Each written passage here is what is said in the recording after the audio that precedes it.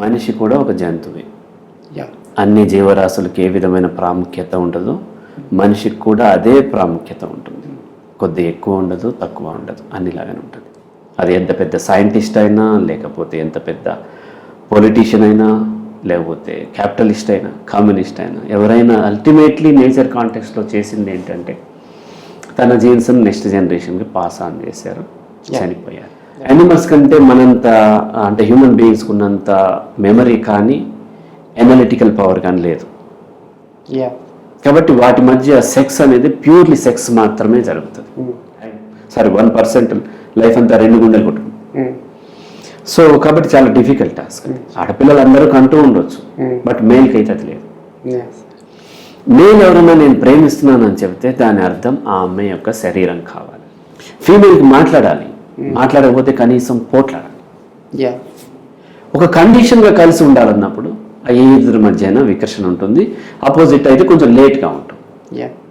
పెళ్లి తర్వాత అంతా బాగా ఉంటుంది. యాక్చువల్ నేనేం చెప్తాను అంటే పెళ్లి తర్వాత అసలు సినిమా మొదలవుతుంది. ఓకే సార్, మన మానవ జీవితంలో వేరే మనిషితో పాటు జీవిస్తున్నటువంటి వేరే జీవులకు లేనటువంటి ఒక బంధం, మ్యారేజ్, పెళ్ళి అనే బంధంలో బంధాన్ని ఏర్పాటు చేసుకుని దాంట్లో వచ్చి మనిషి ఎందుకు ఇబ్బంది పడుతున్నాడు, దాని ద్వారా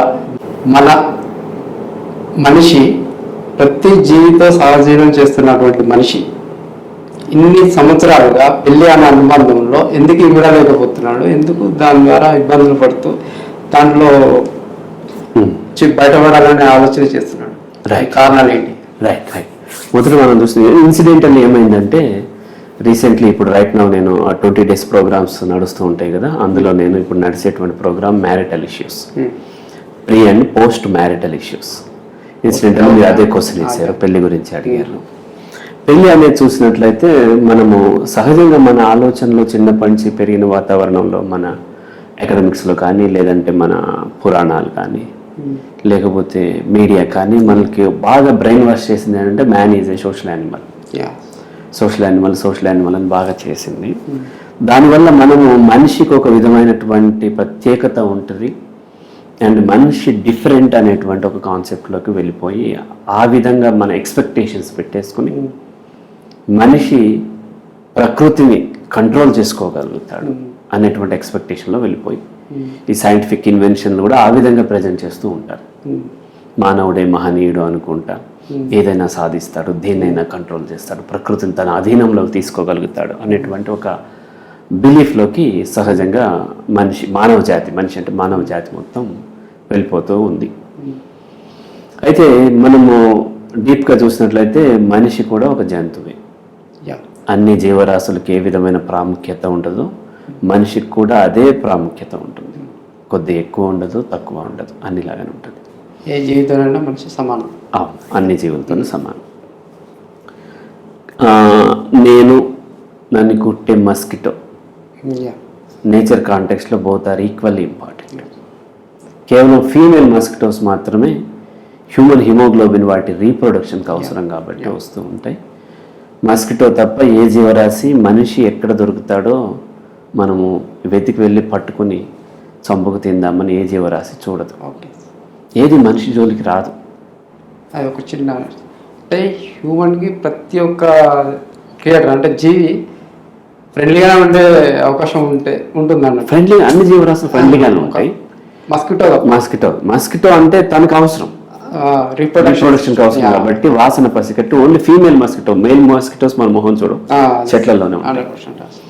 ఇక పాములు, చీమలు, నల్లులు, పులులు ఇవేవి మనల్ని వెతకట్లేదు. మనం స్టోరీలు తయారు చేసుకుని బిలీవ్ చేస్తున్నాం, పగబట్టి వస్తుంది పాము. ఏ పాము మనల్ని వెతుక్కుంటూ రాలేదు.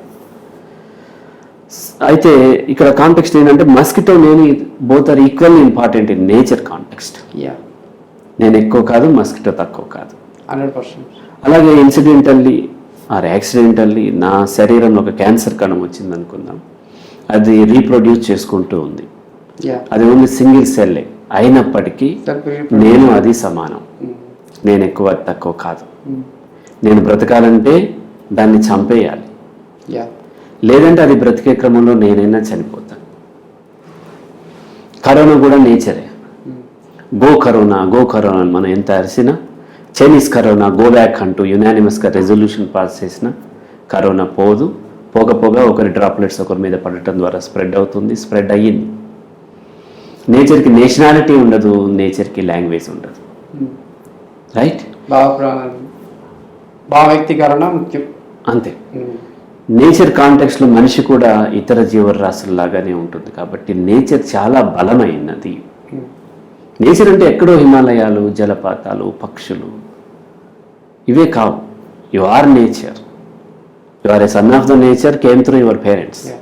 మీ శరీరంలో జరిగేటువంటి మార్పులు మీ కోరిక ప్రకారమో, మీ పేరెంట్స్ కోరుకున్నట్టో, లేకపోతే మీ టీచర్స్ చెప్పినట్టు, మీ డాక్టర్స్ కోరుకున్నట్టు, లేకపోతేనేమో caste, religion, nationality, culture, law of the land ప్రకారం రాదు. లా మార్చుకోవచ్చు. 18 నుంచి పెళ్లి చేస్తాం, 21 ఇయర్స్ ఆడపిల్లలు చేశారు, రేపు 25 చేసినా సరే నేచర్ మారదు. నేచర్ ఈ సుప్రీం అనేటువంటిది ఫస్ట్ మనం ఇక్కడ గుర్తించాల్సినటువంటి పాయింట్. ఆ పాయింట్ అయిన తర్వాత దెన్ మనిషి జీవితంలో పెళ్లి దగ్గరికి వస్తాం. సహజంగా 2 జెండర్స్ ఉన్నటువంటి ఏ జీవరాశి అయినా సరే ultimate purpose of life is reproduction. Nature context reproduction మాత్రమే. అల్టిమేట్లీ రీప్రొడక్షన్లో పార్టిసిపేట్ చేసి తన జీన్స్ను నెక్స్ట్ జనరేషన్కి పాస్ ఆన్ చేసి చనిపోవటం తప్ప ఏ జీవరాశి తన జీవిత కాలంలో చేసేదేం లేదు, ఏ మనిషి కూడా చేసేదేం లేదు. అది ఎంత పెద్ద సైంటిస్ట్ అయినా, లేకపోతే ఎంత పెద్ద పొలిటీషియన్ అయినా, లేకపోతే క్యాపిటలిస్ట్ అయినా, కమ్యూనిస్ట్ అయినా, ఎవరైనా అల్టిమేట్లీ నేచర్ కాంటెక్స్లో చేసింది ఏంటంటే తన జీన్స్ని నెక్స్ట్ జనరేషన్కి పాస్ ఆన్ చేశారు, చనిపోయారు. That is reproduction. అంతే, అంత తప్ప ఇంకోటి ఏమీ కూడా నేచర్కి అయితే ఇంపార్టెన్స్ లేదు. ఆ కాంటెక్స్ట్లో ఆల్ లివింగ్ బీయింగ్స్కి మేటింగ్ టైంలో వచ్చి కలుస్తూ ఉంటాయి, తర్వాత సపరేట్ అయిపోతాయి. ఆ తర్వాత ఫీమేల్ ప్రెగ్నెంట్ అవుతుంది. ఎందుకు అయ్యానో తనకు తెలియదు, అంటే ఆ మేటింగ్ యాక్ట్ వల్ల అయ్యానన్న సంగతి తెలియదు. సో ఎందుకు అయ్యానో తనకు తెలియదు. ప్రకృతి ప్రకారం డెలివరీ అయిపోతుంది. కొంతకాలం పాటు ఆ బిడ్డలకి పాలు ఇచ్చి పెంచడమో, లేకపోతే ఏదో విధంగా పక్షులు అయితే ఆహారం తీసుకొచ్చి పెడుతూ ఉంటాయి. ఆ తర్వాత అవి వెళ్ళిపోతూ ఉంటాయి, ఇవి కూడా బయటకు తోలేస్తూ ఉంటాయి. అవి కూడా ఉంచాం. మనం అయితే 30 సంవత్సరాలు వచ్చి నా కొడుకు నాతో ఉండాలని మదర్ అనుకుంటాం, బట్ యానిమల్స్ అట్లా బయటకు తన్నేస్తూ ఉంటాయి. అవి కూడా వెళ్ళిపోతూ ఉంటాయి. వెళ్ళిపోవటమే సహజం. అది నేచర్కి విరుద్ధంగా హ్యూమన్ బీయింగ్స్ ఏమనుకుంటున్నారంటే తన బిడ్డ తనతోనే ఉండాలి, నేను ముసలివాడిని అయిన తర్వాత నా పిల్లలు నన్ను చూడాలి. ఇక్కడే నేచర్కి విరుద్ధంగా ఎక్స్పెక్టేషన్స్ పెంచుకుంటుంది. అలాగే నేచర్లో ఇలా అయిన తర్వాత అంటే యానిమల్స్ కంటే మనంత అంటే హ్యూమన్ బీయింగ్స్కి ఉన్నంత మెమరీ కానీ ఎనలిటికల్ పవర్ కానీ లేదు. కాబట్టి వాటి మధ్య సెక్స్ అనేది ప్యూర్లీ సెక్స్ మాత్రమే జరుగుతుంది. తర్వాత రీప్రొడక్షన్ ఆటోమేటిక్గా జరుగుతుంది. ఓకే, ఫీమేల్ మాత్రమే చూస్తారు. అది nature, reality. Nature. But human బీయింగ్స్కి ఉన్నటువంటి మెమరీ అండ్ ఎనలిటికల్ స్కిల్స్ వలన ఈ యాక్ట్ వల్ల తను ప్రెగ్నెంట్ అవుతానని ఆ ఫీమేల్కి తెలుసు, తను ప్రెగ్నెంట్ కానని మేల్కి తెలుసు. రైట్? ఈ క్లారిటీ హ్యూమన్ బీయింగ్స్కి ఉంది, మిగతా యానిమల్స్కి లేదు. అంటే లేదు అంటే మీకు ఎలా తెలుసు అనొచ్చు, బట్ మన అనాలిసిస్ వరకు ఉండే అవకాశాలు లేవు. అయితే ఒక మనిషి లేదంటే ఒక జీవరాశి యొక్క మానసిక స్థితిలో తను ఒక టాస్క్ పెర్ఫామ్ చేస్తున్నప్పుడు ఆ టాస్క్ ఫెయిల్ అయితే వచ్చేటువంటి కాన్సిక్వెన్సెస్ని బట్టి ఆ జీవరాశి యొక్క యాంగ్జైటీ, మానసిక ఆందోళన ఉంటుంది. ఉదాహరణకు నేను ఇక్కడి నుంచి ఒక టికెట్ బుక్ చేసుకున్నాం, ప్రసాద్ ఐమాక్స్. ఒక 40 minutes ట్రావెల్ ఉంది ఇక్కడ నుంచి. 9:30కి షో, 9 అయిపోయింది, ఓన్లీ 30 minutes మిగిలి ఉంది. ఇప్పుడు నేను డ్రైవ్ చేస్తూ వెళ్తున్నప్పుడు ఒక లెవెల్ ఆఫ్ స్ట్రెస్ ఉంటుంది. అలాగే దిల్సుఖ్నగర్లో ఒక ఎగ్జామ్ ఉంది నాకు, 9:30కి ఎగ్జామ్ స్టార్ట్ అవుతుంది, ఇక్కడ 9 అయిపోయింది, 30 minutes టైం ఉంది. ఇప్పుడు డ్రైవ్ చేసేటప్పుడు వచ్చేటువంటి స్ట్రెస్లో తేడా ఉంటుంది. సినిమాలో అయితేనేమో సినిమాకైతే కేవలం కొద్దిగా స్ట్రెస్ ఉంటుంది, బట్ ఎగ్జామ్ మిస్ అవుతుంది అనేసరికి స్ట్రెస్ లెవెల్ పెరిగింది. కానీ physical distance, physical time gap same ఉంది. కానీ ఆ టాస్క్ సినిమా ఫెయిల్ అయితే నేనేం చేయొచ్చు, మళ్ళీ ఇంకోసారి చూడవచ్చు, లేదంటే చూడకపోయినా నాకు పోయేదేం లేదు. ఎగ్జామ్ ఫెయిల్ అయితే నాకు 1 year వేస్ట్ అయిపోతుంది. కాబట్టి ఇక్కడ స్ట్రెస్ లెవెల్ ఎక్కువ ఉంది. Nice. అలాగే 3x6 సైజ్ బెడ్ మీద మిమ్మల్ని పడుకోమంటే హాయిగా నిద్రపోగలుగుతారు. అదే బెడ్ని ఒక 70 feet హైట్ పెంచి అక్కడ మిమ్మల్ని ఒక క్రేన్తో కూర్చోబెట్టి నిద్రపోమంటే ఆ రాత్రంతా నిద్రపోలేకుండా అలా కూర్చుంటారు. ఎందుకు? అదే సైజ్ కదా, సైజ్ అదే, కానీ హైట్ పెరిగింది. హైట్తో మీకేం పని? హైట్ ఎక్కువ ఉన్నప్పుడు పడిపోతే కిందైనా పడిపోయే అవకాశాలు ఉన్నాయి, అంతే సైజ్ కాబట్టి. కానీ కింద పడిపోతే తగిలే దెబ్బలతో పోలిస్తే ఆ 70 feet హైట్ నుంచి పడిపోయినప్పుడు మనకి మొత్తం ప్రాణం పోయే అవకాశం ఉంటుంది. కాబట్టి అక్కడ స్ట్రెస్ లెవెల్ పెరిగింది. అంటే ఒక టాస్క్ ఫెయిల్ అయితే వచ్చేటువంటి స్ట్రెస్ లెవెల్, ఆ ఫెయిల్ అయితే వచ్చేటువంటి నెగిటివ్ కాన్సిక్వెన్సెస్ బట్టి స్ట్రెస్ లెవెల్ ఉంటుంది. ఇప్పుడు ఫీమేల్ మేల్, ఒక అమ్మాయి ఆస్ట్రేలియా నుంచి వచ్చింది, ఒక అబ్బాయి అమెరికా నుంచి వచ్చి లండన్లో ఏదో కారణం చేత కలిశారు. వాళ్ళిద్దరి మధ్య సెక్స్ జరిగింది. తన స్పెర్మ్ని అమ్మాయి శరీరంలో రిలీజ్ చేసి సపరేట్ అయిపోయారు. అతను అమెరికా వెళ్ళిపోయాడు, ఈ అమ్మాయి ఆస్ట్రేలియా వెళ్ళిపోయాడు. వెళ్ళిపోయిన తర్వాత ఈ యాక్ట్లో పార్టిసిపేట్ చేసినందుకు ఆ మేల్కి వచ్చే నెగిటివ్ కాన్సిక్వెన్సెస్ ఏముంటాయి అంటే దాదాపు ఏముండవు, 0. వస్తే ఒకవేళ సెక్షువల్లీ ట్రాన్స్మిటెడ్ డిసీజెస్ ఉంటే రావచ్చు, అది అమ్మాయి కూడా ఈక్వల్ ఛాన్సెస్ ఉన్నాయి, ఇంకెక్కువ ఛాన్సెస్ ఉన్నాయి. కాబట్టి దాన్ని న్యూట్రల్ చేసి పక్కన పెడతాం. ఇంకేముంటాయి అంటే ఏమీ లేవు, 0 కాన్సిక్వెన్సెస్, నెగిటివ్ కాన్సిక్వెన్సెస్. సేమ్ యాక్ట్లో పార్టిసిపేట్ చేసినటువంటి ఫీమేల్ యొక్క ఆలోచన తీరులో తేడా ఉంటుంది. ఆమెకు పీరియడ్స్ వచ్చేదాకా డౌట్ ఉంటుంది. ఈవెన్ దో కేర్ తీసుకున్నప్పటికీ తను ఏమన్నా ప్రెగ్నెంట్ అయ్యానా అనే ఒక డౌట్ ఉంటుంది. పీరియడ్స్ వచ్చి క్లియర్ అయిపోతే ఓకే, రాలేదనుకోండి ప్రెగ్నెంట్ అంటే 9 months ఒక బేబీని మొయ్యాలి తన కడుపులో. శారీరకంగా చాలా చేంజెస్ వస్తాయి, చాలా రకాలైనటువంటి హార్మోన్స్ రిలీజ్ అవుతూ ఉంటాయి. అండ్ ఆ శరీరంలో 2 గుండెలు కొట్టుకుంటూ ఉంటాయి 9 నెలలు. లైఫ్ టైంలో చూస్తే చాలా ఎక్కువ అది. మన 70 years అనుకుంటే దాదాపు 10% టైం, 1% లైఫ్ అంతా 2 గుండెలు కొట్టుకుంటాం. సో కాబట్టి చాలా డిఫికల్ట్ టాస్క్. ఆడపిల్లలు అందరూ కంటూ ఉండొచ్చు, బట్ మేల్కి అయితే అది లేదు.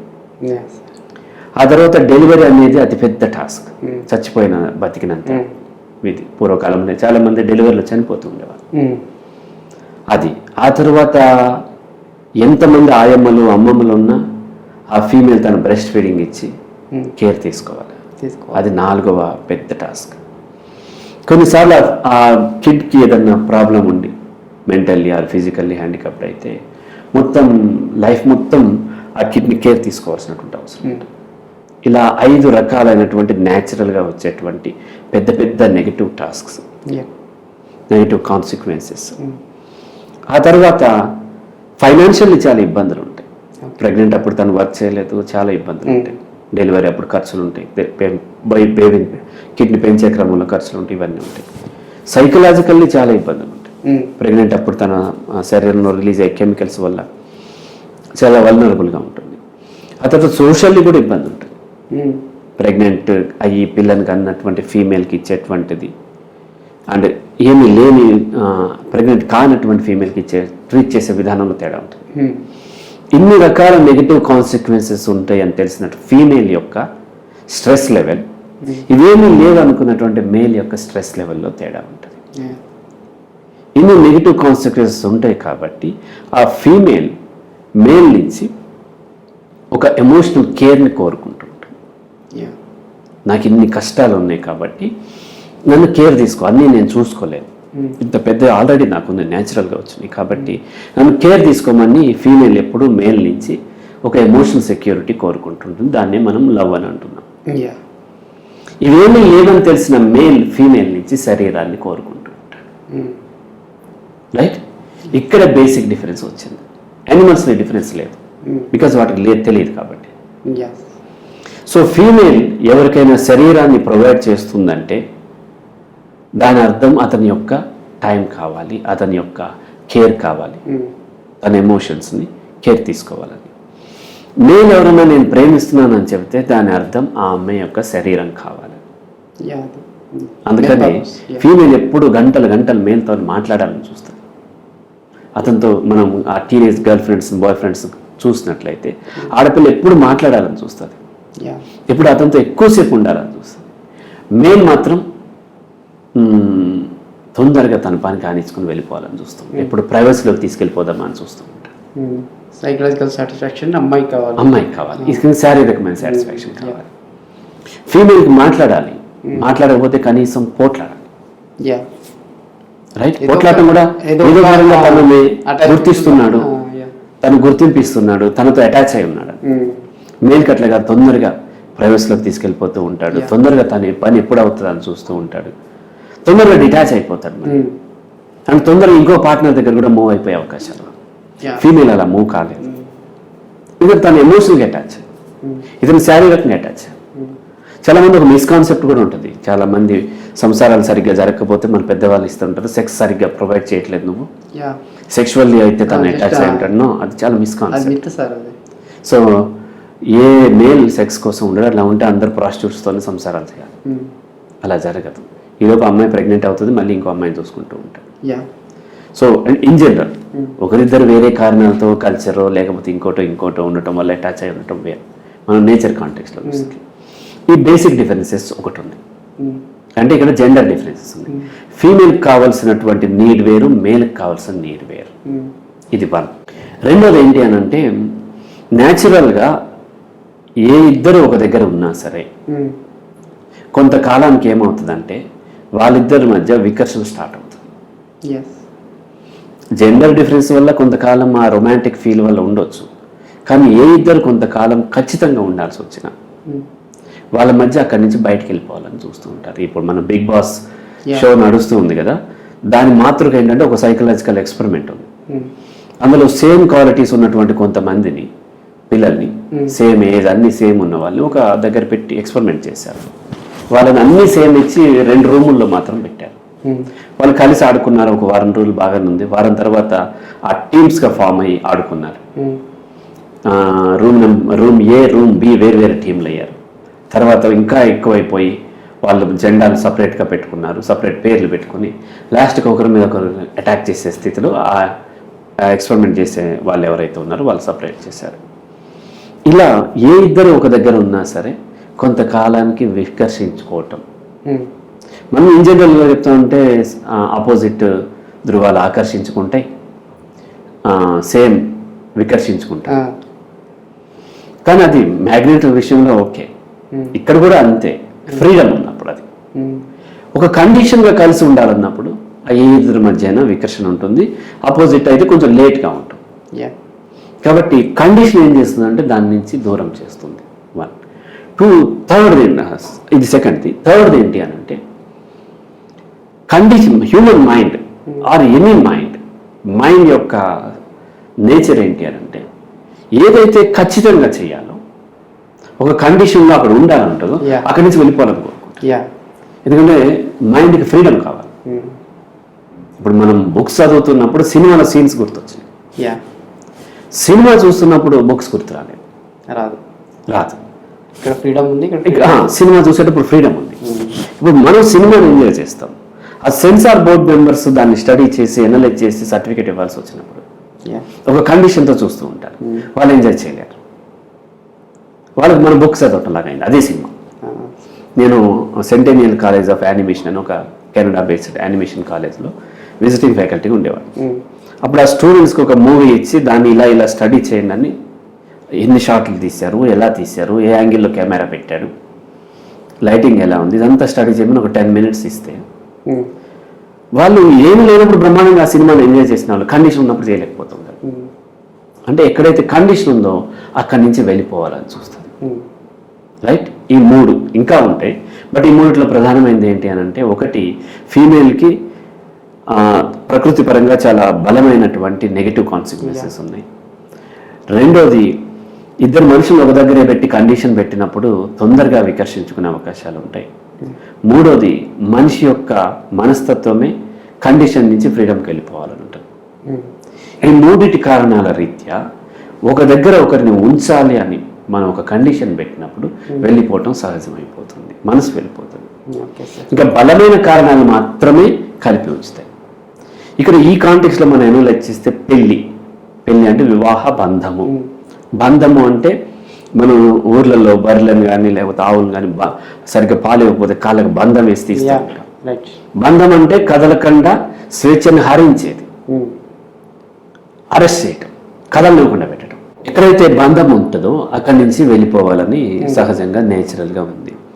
అయితే పెళ్లి అనేది ఇద్దరిని కలిపి ఖచ్చితంగా ఉండాలనేటువంటిది, ఖచ్చితంగా ఉండేది. ఇది నేచర్లో లేదు, సామాజికంగా మనకి కల్చరల్లీ డెవలప్ అయినటువంటిది. ఆది మానవులుగా ఉన్నప్పుడు మీటింగ్ చేసేవాళ్ళు, వాళ్ళకి ఇష్టమైన వాళ్ళతో ఉండేవాళ్ళు, తర్వాత బ్రేక్ చేసుకునేవాళ్ళు, తర్వాత వేరే వాళ్ళతో ఉండేవాళ్ళు. ఫీమేల్ కూడా ఎక్కువ రోల్ ఉండేది అక్కడ, అండ్ మాతృస్వామ్య వ్యవస్థ ఉండేది అనేటువంటిది మనకి థియరీస్ చెప్తూ ఉన్నాయి. కొన్ని యానిమల్స్లో కూడా లివింగ్ బీయింగ్స్ చాలా వాటిలో మాతృస్వామ్య వ్యవస్థ ఉంటూ ఉంటుంది, ఫీమేల్ సెంట్రిక్గా నడుస్తూ ఉంటుంది. తర్వాత ఇక్కడ మనకి రకరకాల పరిస్థితుల వల్ల హ్యూమన్ బీయింగ్స్లో మాతృస్వామ్య వ్యవస్థ పోయి పితృస్వామ్య వ్యవస్థ వచ్చింది. పెళ్ళి అయిన తర్వాత సమాజం సృష్టించింది పెళ్ళి. ఈ పెళ్ళి అనే కాన్సెప్ట్ రావడానికి కారణం ఏంటంటే, ఇప్పుడు ఇలా తను వెళ్ళిపోయే అవకాశాలు ఉన్నాయి. వెళ్ళిపోతే ఇద్దరు ఈక్వల్గా ఎంజాయ్ చేసినప్పటికీ ఆ కాన్సిక్వెన్సెస్ ఈ ఫీమేల్ ఒకటి భరించాల్సి వస్తుంది. అటువంటిప్పుడు సమాజం ఏం చెప్పిందంటే, అమ్మ, you have freedom to have sex with any one, but ఎవరితో అయితే నువ్వు సెక్స్లో పార్టిసిపేట్ చేస్తావో ఆ తర్వాత వచ్చినటువంటి కాన్సిక్వెన్సెస్ ఏవైతే ఉన్నాయో ఆ కాన్సిక్వెన్సెస్, నెగిటివ్ కాన్సిక్వెన్సెస్, ఎవరైతే దానికి కారణం అతన్ని కూడా ఈక్వల్ రెస్పాన్సిబిలిటీ తీసుకునేలాగా ఒక అగ్రిమెంట్లోకి ఎంటర్ అవ్వు. ఆ తర్వాత నీ ఇష్టం. ఈ సొసైటీ ఏమీ సెక్స్ అని నెగిటివ్ అనలేదు, కానీ కండిషనల్గా చేసినట్లయితే, ఒకవేళ అతను ఏమన్నా నిన్ను ఆ రెస్పాన్సిబిలిటీ తీసుకోకుండా వెళ్ళిపోతే మేము పోయి గుంజుకొచ్చి కూర్చోబెడతాం రెస్పాన్సిబిలిటీలో. లేదు, కంపల్సేషన్ అన్న పే చేపిస్తాం, నష్టపరిహారం ఏదో ఇప్పిస్తాం నీకు, నీ బిడ్డకు. ఆ యాక్ట్లో తను రెస్పాన్సిబిలిటీ తీసుకోవట్లేదు కాబట్టి అది పెళ్లి కావచ్చు, లేదంటే ఆ అగ్రిమెంటే పెళ్లి, లేదంటే లివింగ్ రిలేషన్ కానీ ఏదైనా సరే. అది అయితే అలా లేకుండా, అగ్రిమెంట్లకు లేకుండా సెక్స్లో పార్టిసిపేట్ చేసే రైట్ నాకు లేదా అంటే ఉంది. కానీ అప్పుడు తను రెస్పాన్సిబిలిటీ తీసుకోకుండా వెళ్ళిపోతే నువ్వు అప్పుడు మమ్మల్ని హెల్ప్ అడిగే హక్కు ఉండదు. అప్పుడు కూడా నా ఇష్టం చేయొచ్చు, కానీ నువ్వు మమ్మల్ని నిలదీసే హక్కు అయితే ఉండదు. అలా పెళ్లి అనేటువంటి ఆ అగ్రిమెంటే పెళ్లి అనే కాన్సెప్ట్. పెళ్లి అనేది ఒక లీగల్ అగ్రిమెంట్. లీగల్ అంటే సామాజికమైన, అంటే పాత లానే ఇప్పుడు కల్చర్ అవుతుంది. మళ్ళీ ఇప్పుడు లా ఇన్ ఫ్యూచర్ కల్చర్ అయ్యే అవకాశం ఉంది. కల్చరల్లీ అంటే లీగల్లీ ఒక అగ్రిమెంట్. ఒక్కొక్క మతానికి కొంత వేరియేషన్స్ ఉండొచ్చు. ఒక్కొక్క మతంలో ఆ పెళ్ళికి ఆ లాస్ కొంచెం వాళ్ళ యొక్క బిలీఫ్ సిస్టమ్ ప్రకారం తేడా ఉండొచ్చు. సో లీగల్ అగ్రిమెంట్, మన ఇద్దరం కలిసి కొంత లైఫ్ లీడ్ చేస్తున్నాం, ఇంక్లూడింగ్ సెక్స్. దీంట్లో వచ్చే దాంట్లో మనం పంచుకుంటున్నాం. నేను బయటకు వెళ్ళి పని చేస్తే నువ్వు నాకు తిండి ప్రిపేర్ చేయి, లేదంటే నువ్వు బయటకు వెళ్ళి పని చేస్తే నేను చేస్తాను. ఇలాంటి ఇద్దరం సంపాదిద్దాం, ఇద్దరం కలిసి పని చేసుకుందాం. అలాగే ఇద్దరం కలిసి సెక్స్ ఎంజాయ్ చేసిన దాంట్లో పుట్టిన పిల్లల్ని ఇద్దరము సమానమైన బాధ్యత వహిస్తాము అని చెప్పి సమాజానికి డిక్లేర్ చేయటమే మ్యారేజ్. అది ట్రెడిషనల్ మ్యారేజ్ అయినా, హిందూ మ్యారేజ్ అయినా, ఇస్లామిక్ అయినా, లేదంటే ఇంకోటైనా, లేదంటే రిజిస్టర్ మ్యారేజ్ అయినా, అది లవ్ మ్యారేజ్ అయినా, అరేంజ్డ్ మ్యారేజ్ అయినా, ఏ మ్యారేజ్ అయినా అది అగ్రిమెంట్. దానికి రిజిస్టర్ మ్యారేజ్ అయితే మనం ఆఫీస్కి వెళ్ళి రిజిస్టర్ చేసుకుంటూ ఉంటాము. అదే హిందువుల్లో ట్రెడిషనల్ మ్యారేజ్ అంటే తాళి కట్టడము, జీలకర్ర బెల్ల పెట్టడము, దీన్ని మ్యారేజ్ కింద కన్సిడర్, లేకపోతే దండలు మార్చుకోవటము, లేకపోతే ఉంగరం తొడగటం, ఇటువంటి. చట్ట ప్రకారం ఏంటంటే ఇద్దరి మధ్య ఇంటర్ కోర్స్ జరిగితే యాక్చువల్లీ మ్యారేజ్ జరిగినట్టే. మ్యారేజ్కి ఎంత అయితే ఇంపార్టెన్స్ అంతే ఉంటుంది, అలా ఉంటుంది. ఇప్పుడు ఇలా జరిగిన తర్వాత వాళ్ళిద్దరూ మొదట్లో చాలా అట్రాక్టివ్గా ఉంది. మ్యారేజ్ గురించి చాలా గ్లోరిఫై చేస్తూ మనకి పురాణాల దగ్గర నుంచి మొదలుపెట్టి స్టోరీస్, లేకపోతేనేమో మీడియా, వెబ్ సిరీస్, మన సినిమాలు చాలా గ్లోరిఫై చెప్పి పెళ్ళి అవడంతోనే శుభం కాటుపడిపోతుంది. పెళ్ళికి ముందు అన్ని కష్టాలు ఎందరినో ఎదిరించి చేస్తున్నా, తప్పించుకుని అటుపోయి ఇటుపోయి ఒక జెండా పట్టుకుని వెళ్ళి లాస్ట్కి పెళ్లి చేసుకుంటారు. పెళ్లి తర్వాత ఇక శుభం అంటే అంత హ్యాపీగా ఉందని అర్థం. కానీ పెళ్లి తర్వాత స్టోరీలు చాలా తక్కువ ఉంటాయి మనకి. పెళ్లి తర్వాత అంతా బాగుంటుంది. యాక్చువల్లీ నేనేం చెప్తాను అంటే పెళ్లి తర్వాత అసలు సినిమా మొదలవుతుంది. ఇప్పటిదాకా దూరం నుంచి చూసాం, దూరం నుంచి చాలా అట్రాక్టివ్గా ఉంటుంది. అమ్మాయి అట్రాక్టివ్గా ఉంటుంది, అబ్బాయి కూడా అట్రాక్టివ్గా ఉంటాడు. అని చక్కగా తయారయ్యి స్నానం చేసి మేకప్ చేసుకుని జుట్టు దువ్వుకొని మంచి ఉతికిన బట్టలు వేసుకుని చక్కగా ఈ అబ్బాయి కూడా చక్కగా తయారయ్యి వస్తాడు, చాలా బ్యూటిఫుల్గా మాటలు చెప్తూ ఉంటాడు. ఆ అమ్మాయి కూడా చక్కగా కేర్ తీసుకుని బాగుంది. కానీ ఇక్కడికి వచ్చిన తర్వాత ఒకరి వాసన ఒకరికి తగులుతూ ఉంటుంది. పొద్దున్నే లేచినప్పుడు పాసి వాసన వస్తూ ఉంటుంది, శరీరం వాసన వస్తుంది. ఇంతకుముందు స్నానం చేసిన తర్వాతే వచ్చింది, ఇప్పుడు స్నానం చేయకముందు కూడా అతనితో ఉంటుంది, అతను ఉంటాడు. నగ్నంగా చూస్తారు ఒకరినొకరు. ఇంతకుముందు అంత ఊహలో ఉంది, ఇప్పుడు అంతా కనిపించిపోయింది.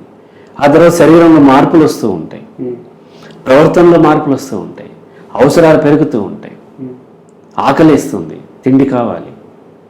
అలాగే వచ్చేసి ఈ అమ్మాయికి పీరియడ్స్ ఉంటాయి, బ్లీడింగ్ అవుతూ ఉంటుంది. అప్పుడు కూడా అతను ఆమెను దగ్గర తీసుకోగలగాలి. ఇంతకుముందు పీరియడ్స్ అప్పుడు రాలేదు, దగ్గరికి రాలేదు, దూరంగా ఉంది. పీరియడ్స్ అప్పుడు చాలా మూడ్ స్వింగ్స్ ఉంటాయి. పీరియడ్స్ ముందు కూడా మూడ్ స్వింగ్స్ ఉంటాయి ఆమెకి. పీరియడ్స్ తర్వాత ఇరిటేషన్ ఉంటుంది. కేవలం సెక్స్ వరకే కాదు, ఇంకా చాలా ఉన్నాయి అమ్మాయికి అవసరాలు, అలాగే అబ్బాయికి అవసరాలు ఉన్నాయి. ఇలా రకరకాలు వచ్చేసరికి మెల్లమెల్లగా ఆకర్షణ అనేది తగ్గటం అనేది సహజం. ఖచ్చితంగా తగ్గి తీరాలని లేదు, దాన్ని తగ్గటమే సహజం. అది ఇది ఒక్కటే పెట్టుకుని పెళ్ళికి వెళ్ళిన తర్వాత వాళ్ళిద్దరిని ఒక దగ్గర ఉంచితే అది నేచర్ విరుద్ధం. నేచర్లో పెళ్ళి లేదు.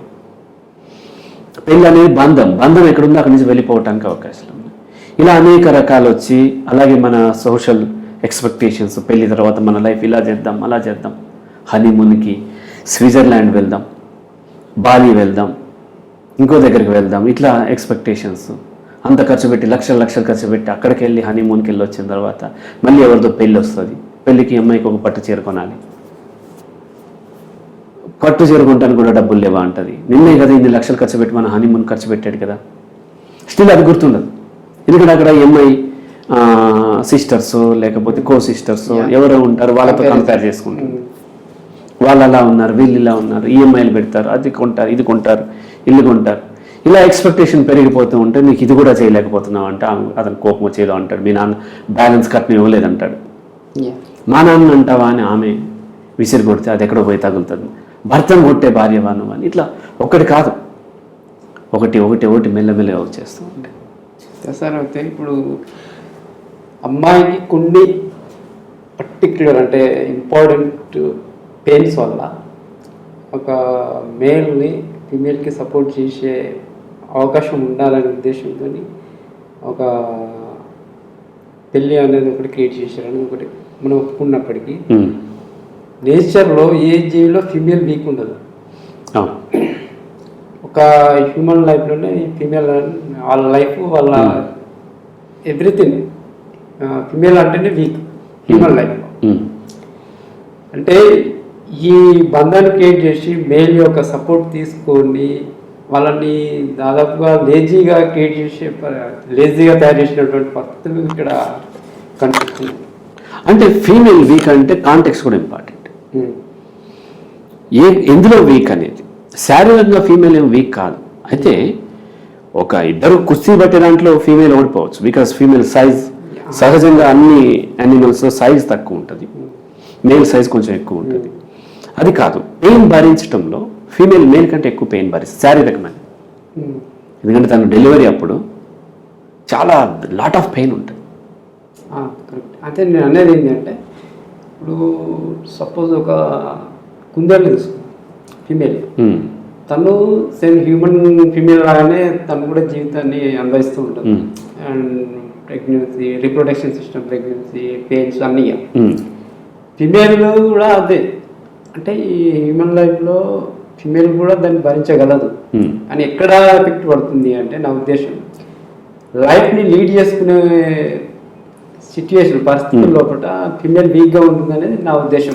దానికి మేల్ మీద డిపెండ్ అయిపోయి ఫీమేల్ తన లైఫ్ మేల్ మీద డిపెండ్ అయిపోయి మేమే మేల్ అనే పర్సన్ లేకుండా ఫీమేల్ లైఫ్ గడవదు అనే ఒక పరిస్థితిలోకి దిగజారిపోయింది అనేది నా ఉద్దేశం. సామాజికంగా సామాజికమైన జీవనంలో అడవిలో ఉంటే డిఫరెంట్ ఉండేదేమో. ఆది మానవున్నప్పుడు కూడా మొదట ఈ థియరీస్ ఏం చెప్తున్నాయంటే ఫీమేల్ మాతృస్వామ్యం ఉండేది, బట్ ప్రెగ్నెంట్ అయినప్పుడు తన కేర్ తను తీసుకోలేకపోతుంది. ఇతర జంతువులు వచ్చి మీదకి దూకి తనని ఆహారంగా తీసుకోవటం కానీ లేదంటే వేటాడలేకపోవటం, ఇటువంటప్పుడు తను మేల్ అప్పుడు కేర్ తీసుకోవటం మొదలైంది. Yeah. ఆ తర్వాత ఇవన్నీ ప్రెగ్నెంట్ అనేటువంటి ఐడియా ఇవన్నిటి వల్ల తను మేల్ నన్ను ఒక ఎమోషనల్ కేర్ తీసుకోవాలనే ఎక్స్పెక్టేషన్ ఫీమేల్ని సామాజికమైన జీవనంలో వీక్ చేస్తుంది Yeah. అక్కడ. సో మేల్కి ఏమైంది అని అంటే తనకు మనం చెప్పుకున్నట్టుగా సెక్స్లో పార్టిసిపేట్ చేసి సపరేట్ అయిపోయిన తర్వాత తనకు వచ్చే నెగిటివ్ ఏం లేదు కాబట్టి బర్డెన్ లేదు, Yeah. తను ఎక్కడికైనా ఈజీగా మూవ్ అవుతాడు. అందుకని మేల్ ఎప్పుడు కూడా తొందరగా సెక్స్ వైపు వెళ్తూ ఉంటాడు, తొందరగా డిటాచ్ అవుతాడు, తొందరగా వేరే ఫీమేల్ వైపు మూవ్ అయిపోతూ ఉంటాడు. ఫీమేల్కి అంత ఇంట్రెస్ట్ ఉండదు. ఫీమేల్ తన యొక్క ప్రేమను అది ఈ రిలేషన్షిప్ని చాలా జాగ్రత్తగా కాపాడుకోవాలని చూస్తుంది, జీవితకాలం కాపాడుకోవాలని ఎక్స్పెక్టేషన్తో ఉంది. అది మేల్కి అడ్వాంటేజ్ అవుతుంది, రైట్? ఫీమేల్ తన యొక్క ప్రేమను ఎప్పుడు సీక్రెట్గా పెట్టుకుంటుంది, మేల్ ఏం చేస్తే పబ్లిక్ చేస్తూ ఉంటాడు. కల్చరల్లీ వచ్చిన దాంట్లో మల్టిపుల్ పార్ట్నర్తోనే ఉండటం అనేది మేల్కి ఒక హీరో ఇమేజ్ అన్నమాట. నేను ఎక్కువ మంది ఇంతమందితో సెక్స్ చేశాను, ఇంతమంది నన్ను ప్రేమించారు, ఇంతమంది గర్ల్ ఫ్రెండ్స్ ఉన్నారు, వీళ్ళ తర్వాత వీళ్ళంటే అతను ఒక బాగా హీరో అన్నట్టుగా. అదే క్వాలిటీ ఫీమేల్కి ఏమో నెగిటివ్ క్వాలిటీ, బిచ్ అన్నట్టుగా చూస్తూ ఉంటారు. ఆమె అక్కడ కూడా ఫిమేల్ డౌన్ అయిపోయింది. ఎందుకు అంటే ఫీమేల్ ఇదే మేల్ ఒక 10 మంది అమ్మాయిలతో రీచ్ అయితే ఇట్స్ గ్రేట్. అదే ఒక అమ్మాయి ఒక మేల్తో కాకుండా ఇంకా మల్టిపుల్ పార్ట్నర్స్ ఉంటే ఆమె నెగటివ్ క్వాలిటీ, క్యారెక్టర్లెస్నెస్ కింద చూస్తాం. అక్కడ కూడా ఇది మనకి వేల సంవత్సరాల నుంచి మతాల్లో కానీ కల్చర్ పరంగా వచ్చినటువంటిది. చాలా మతాల్లో ఫీమేల్ అసలు హ్యూమన్ బీయింగే కాదు. మనిషికి మగవాడికి మనిషి అంటే మగవాడే, అతను సర్వ్ చేసి ఇంకొక యానిమల్, చాలా మంచి యానిమల్. సో సెక్స్ ఇచ్చి పిల్లల్ని కానీ ఇచ్చేటువంటి యానిమల్. అలా మత విశ్వాసాలు ఉండటం వల్ల ఫీమేల్ ఏమైంది ఒక ప్రాపర్టీ అయింది మేల్కి. ఒక ఆవులు ఉన్నాయి, గేదెలు ఉన్నాయి, లేకపోతే గొర్రెలు ఉన్నాయి, మేకలు ఉన్నాయి, గాడిదలు ఉన్నాయి, అలాగే నాకు ఇంతమంది ఆడవాళ్ళు ఉన్నారు.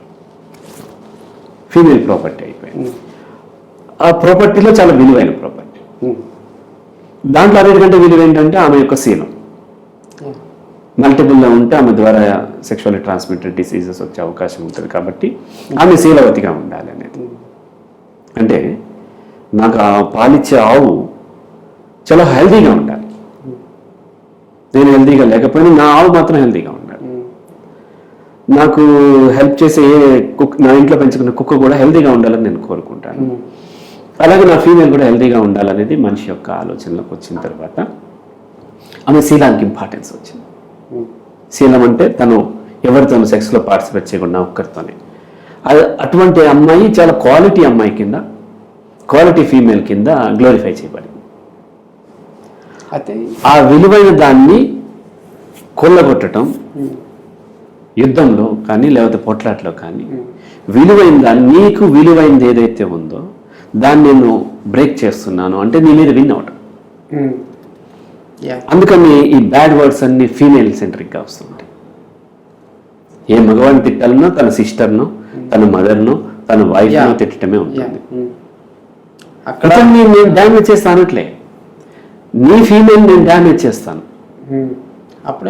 అప్పుడు అతనికి ఒక సాటిస్ఫాక్షన్, అతనికి కోపం. నిన్ను కొడతానంటే కోపం రాని కోపం తన మదర్ని తిట్టేసరికి కోపం వచ్చేస్తాను. ఎందుకంటే తను ఆ హెల్తీగా శీలవతిగా ఉండాలని తను కోరుకుంటున్నాడు. ఆ కండిషన్ అతనికి ఉంది, కల్చరల్లీ ఫామ్ అయింది అది. కాబట్టి తిట్టడం అక్కడ అవుతుంది, అటాక్ చేయటం వాళ్ళ మీద అవుతుంది. అండ్ ఈవెన్ రాజులు కూడా యుద్ధం చేసిన తర్వాత ఆ రాణుల్ని చెరపట్టేవాళ్ళు. ఏంటంటే విన్ అయ్యానని చెయ్యి పైకి ఎత్తడం అనమాట. ఇప్పుడు విన్ అయిన వాడు కత్తిని పైకి చూపించినట్టుగా నీ యొక్క స్త్రీని నేను చెరబట్టాను అంటే నువ్వు పూర్తిగా నాకు లొంగిపోయావు, నీ అహాన్ని నేను దెబ్బతీశాను అని. అలాగే మనం ఇక్కడ చూసినట్లయితే లవ్ మ్యారేజెస్లో కూడా, ఇంటర్ క్యాస్ట్ మ్యారేజెస్లో మన మారుతిరావు, అతని పేరేంటి, ఇంకొకరు ఎవరు ఉన్నారు అబ్బాయి మారుతిరావు, మన మిర్యాలగూడలో జరిగింది కదా, వైశ్యుల అమ్మాయిని ఇంకొక దళిత్ పెళ్లి చేసుకున్నప్పుడు అల్లుడిని చంపించేశారు. తర్వాత కొంతకాలం తర్వాత అతను సూసైడ్ చేసుకున్నాడు. ఆ కేసులో చూస్తే ఒక దళిత అబ్బాయి తన కూతుర్ని పెళ్లి చేసుకోవటం అనేది అతనికి కానీ, అతని తమ్ముడికి కానీ, లేదా అతని కొడుకు కానీ, ఈ మగవాళ్ళందరికీ ఓటమి. దళిత కాదు ఎవరైనా సరే తన చెల్లి వేరే వాళ్ళని ప్రేమిస్తుంది, వేరే వాళ్ళతో వెళ్ళిపోతే ఆ మేల్ ఓటమి కింద భావిస్తాడు. సో ఆ అమ్మాయిని తన కూతుర్ని వేరే వాళ్ళు పెళ్లి చేసుకున్నారు అంటే అతనికి ఒక ఫెయిల్యూర్, తన ఆస్తిని కోల్పోయినట్టు. అలా కాకుండా తన కొడుకు కనుక ఒక దళిత మహిళని కనుక పెళ్లి చేసుకుని తెచ్చినట్లయితే ఇంత వైలెంట్గా రియాక్ట్ అయ్యేవాడు కాదు. ఎందుకు? ఇక్కడ విన్నర్ ఎవరంటే తన కొడుకు. ఇక వేరే అమ్మాయిని చేసుకుంటే ఎక్కువ కట్నం వచ్చేదో లేకపోతే ఎక్కువ వేరే అడ్వాంటేజెస్ ఉంటాయి అన్న దానివల్ల మెల్లగా ఆమెను సైడ్ చేసే అవకాశాలు లేవని అనట్లేదు, కానీ ఓడిపోయిన ఫీలింగ్ వచ్చేది కాదు. ఎప్పుడైతే తన కూతుర్ని వేరే వాళ్ళు చేసుకున్నారో ఓడిపోయిన ఫీలింగ్ వచ్చేసి తన మేల్ ఈగో ఇబ్బంది పడి అతని మీద అటాక్ చేపించడము, చంపేయటము ఇవన్నీ కూడా జరిగినాయి. కాబట్టి ఇక్కడ సమాజం ఏం చూస్తుందంటే సమాజంలో మేల్ ఫీమేల్ని తన ప్రాపర్టీ కింద చూస్తూ ఉన్నారు. సో ఎంత ఎక్కువ ప్రాపర్టీ ఉంటే అంత గ్రేట్, కాబట్టి ఎంత ఎక్కువ బంగారం ఉంటే అంత గ్రేట్, ఎంత ఎక్కువ ఇండ్లు ఉంటే అంత గ్రేట్, ఎంత ఎక్కువ ఆవులున్నా లేకపోతే గుర్రాలున్నా తను గ్రేట్. కాబట్టి అలాగే ఎంత ఎక్కువ ఫీమేల్ తనకి లొంగి ఉన్నారన్న దాన్ని బట్టి అతని యొక్క గ్రేట్నెస్ ఉంటుంది. అయితే ఆ దేశాల్లో ఉన్న చట్టాల ప్రకారం, ఆ మత విశ్వాసాల ప్రకారం ఒకరినే పెళ్లి చేసుకోవాలి కాబట్టి ఒకరినే పెళ్లి చేసుకుంటున్నారు. కానీ ఇన్ జనరల్ మేల్కి ఎప్పుడు కూడా ఎక్కువ మంది కావాలి అనేటువంటి కోరిక ఉంటుంది. సో అందువల్ల ఈ ఫీమేల్ కూడా ఏంటి అని అంటే తను వదిలి వెళ్ళిపోతాడేమో, తనకి ప్రేమ ఇవ్వడేమో, తన ప్రేమ ఇంకొకరు పని చేసుకుంటారనే కార్యక్రమంలో అనేటువంటి బిలీఫ్లో ఆమె ఏం చేస్తుందంటే అతన్ని కంట్రోల్ చేసుకోవాలి, అతని దగ్గర పెట్టుకోవాలని రకరకాలైనటువంటిది లొంగిపోవటం, సెక్స్ ప్రొవైడ్ చేయటం, లేదంటేనేమో రకరకాలైనటువంటి ఆలగట్టమో ఇంకోటి రకరకాల దాంతో అతన్ని ఆకర్షించుకునేటువంటి ప్రయత్నం చేస్తుంది. కానీ నేచర్లో దీనికి విరుద్ధం. నేచర్లో ఫీమేల్ని మేల్ ఆకర్షించుకోవటం కోసం ఆ మగనెమలి పురివిప్పి ఆడుతూ ఉంటుంది, రకరకాల విన్యాసాలు చేసి ఫీమేల్ని మెప్పించిన తర్వాత ఫీమేల్ అవకాశం ఇస్తే అప్పుడు సెక్స్లో పార్టిసిపేట్ చేస్తుంది. అది బర్డ్స్లో కానీ, సింహాల్లో కానీ, పులుల్లో కానీ ఎక్కువ ఫీమేల్కి ఇంపార్టెన్స్ ఉంది. మేల్ అట్రాక్టివ్గా ఉంటుంది, మేల్ అట్రాక్టివ్గా ఉంటుంది, ఎందుకంటే అవసరం ఉంది. ఇక్కడికి వచ్చేసరికి రివర్స్ అయిపోయి అప్పుడు ఫీమేల్ ఏం చేస్తుంది, జుట్టు ఎక్కువ పెంచుకోవటము అండ్ అందంగా తయారవటము, ఫిట్గా తయారవటం, అతన్ని అట్రాక్ట్ చేసుకోవాల్సినటువంటి అవసరం ఇక్కడ ఏర్పడింది.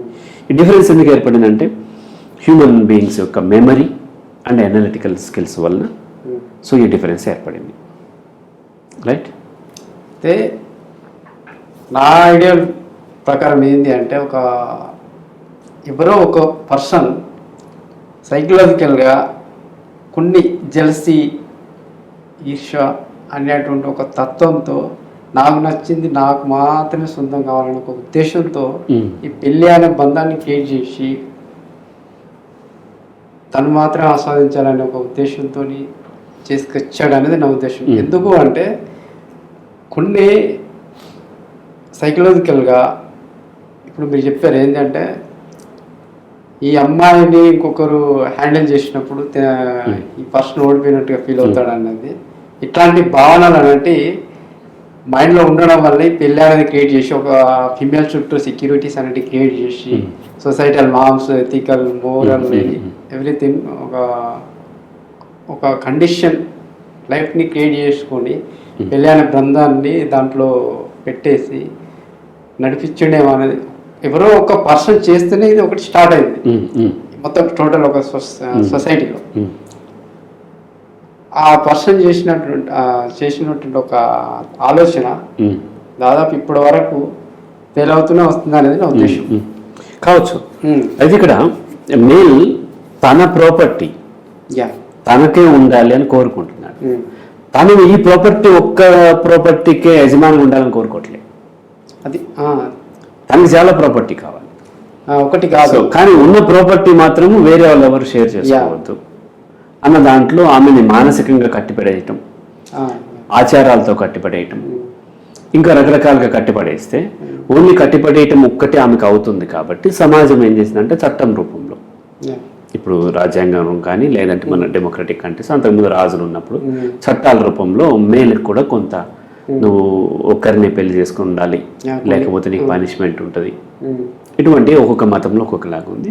అక్కడ ఉన్నటువంటి కండిషన్స్ బట్టి కూడా ఉంటుంది. ఇప్పుడు మనం ఏం చేస్తామంటే ప్రతిదీ మతాల యొక్క ఉన్న లక్షణాలు చూసినట్లయితే అవి డెవలప్ అయినటువంటి దాని ప్రకారం. సో ఎక్కడైతే ఫీమేల్ ఎక్కువగా ఉండి మేల్ తక్కువ ఉండి, మేల్కి ఎక్కువ అంటే ప్రతి ఫీమేల్కి పెళ్ళి అయ్యేటువంటి అవకాశం లేనప్పుడు సహజంగా ఆ వెసులుబాటు ఇచ్చి ఇద్దరిని చేసుకునేలాగా. అలా కొన్ని చోట్ల ఒక ఫీమేల్ ఎక్కువ మంది మేల్తో కూడా ఉండేటువంటి ఆచారాలు ఉన్నటువంటి కూడా కొన్ని ఉన్నాయి, కొన్ని చోట్ల ఉంది, ఇండియాలో కూడా ఉంది. సో కాబట్టి అక్కడ ఉన్నటువంటి పరిస్థితులను బట్టి ఆచారాలు మారటము, ఏర్పరచుకోవటము. ఇప్పుడు మనం ఒకరినే పిల్లలు ఎక్కువ మందికి అంటున్నారు, వెస్టర్న్లో ఎక్కువ మందిని అంటున్నారు, ఎందుకంటే అక్కడ జనాభా తక్కువ ఉంది కాబట్టి. అలాగే ఇక్కడ ఇండియాలో ఏంటంటే లాట్ ఆఫ్ అన్ని అంటే వ్యవసాయము లేకపోతే అడవులో ఉన్నాయి కాబట్టి ఆహారానికి కొదవ లేదు కాబట్టి ఇక్కడ ఉన్న వాళ్ళు ఎక్కువగా షేర్ చేసుకుంటాము, ఎక్కువ ఉంటుంది. అదే ఎడారి ప్రాంతంలో ఆహారం దొరకటమే కష్టం.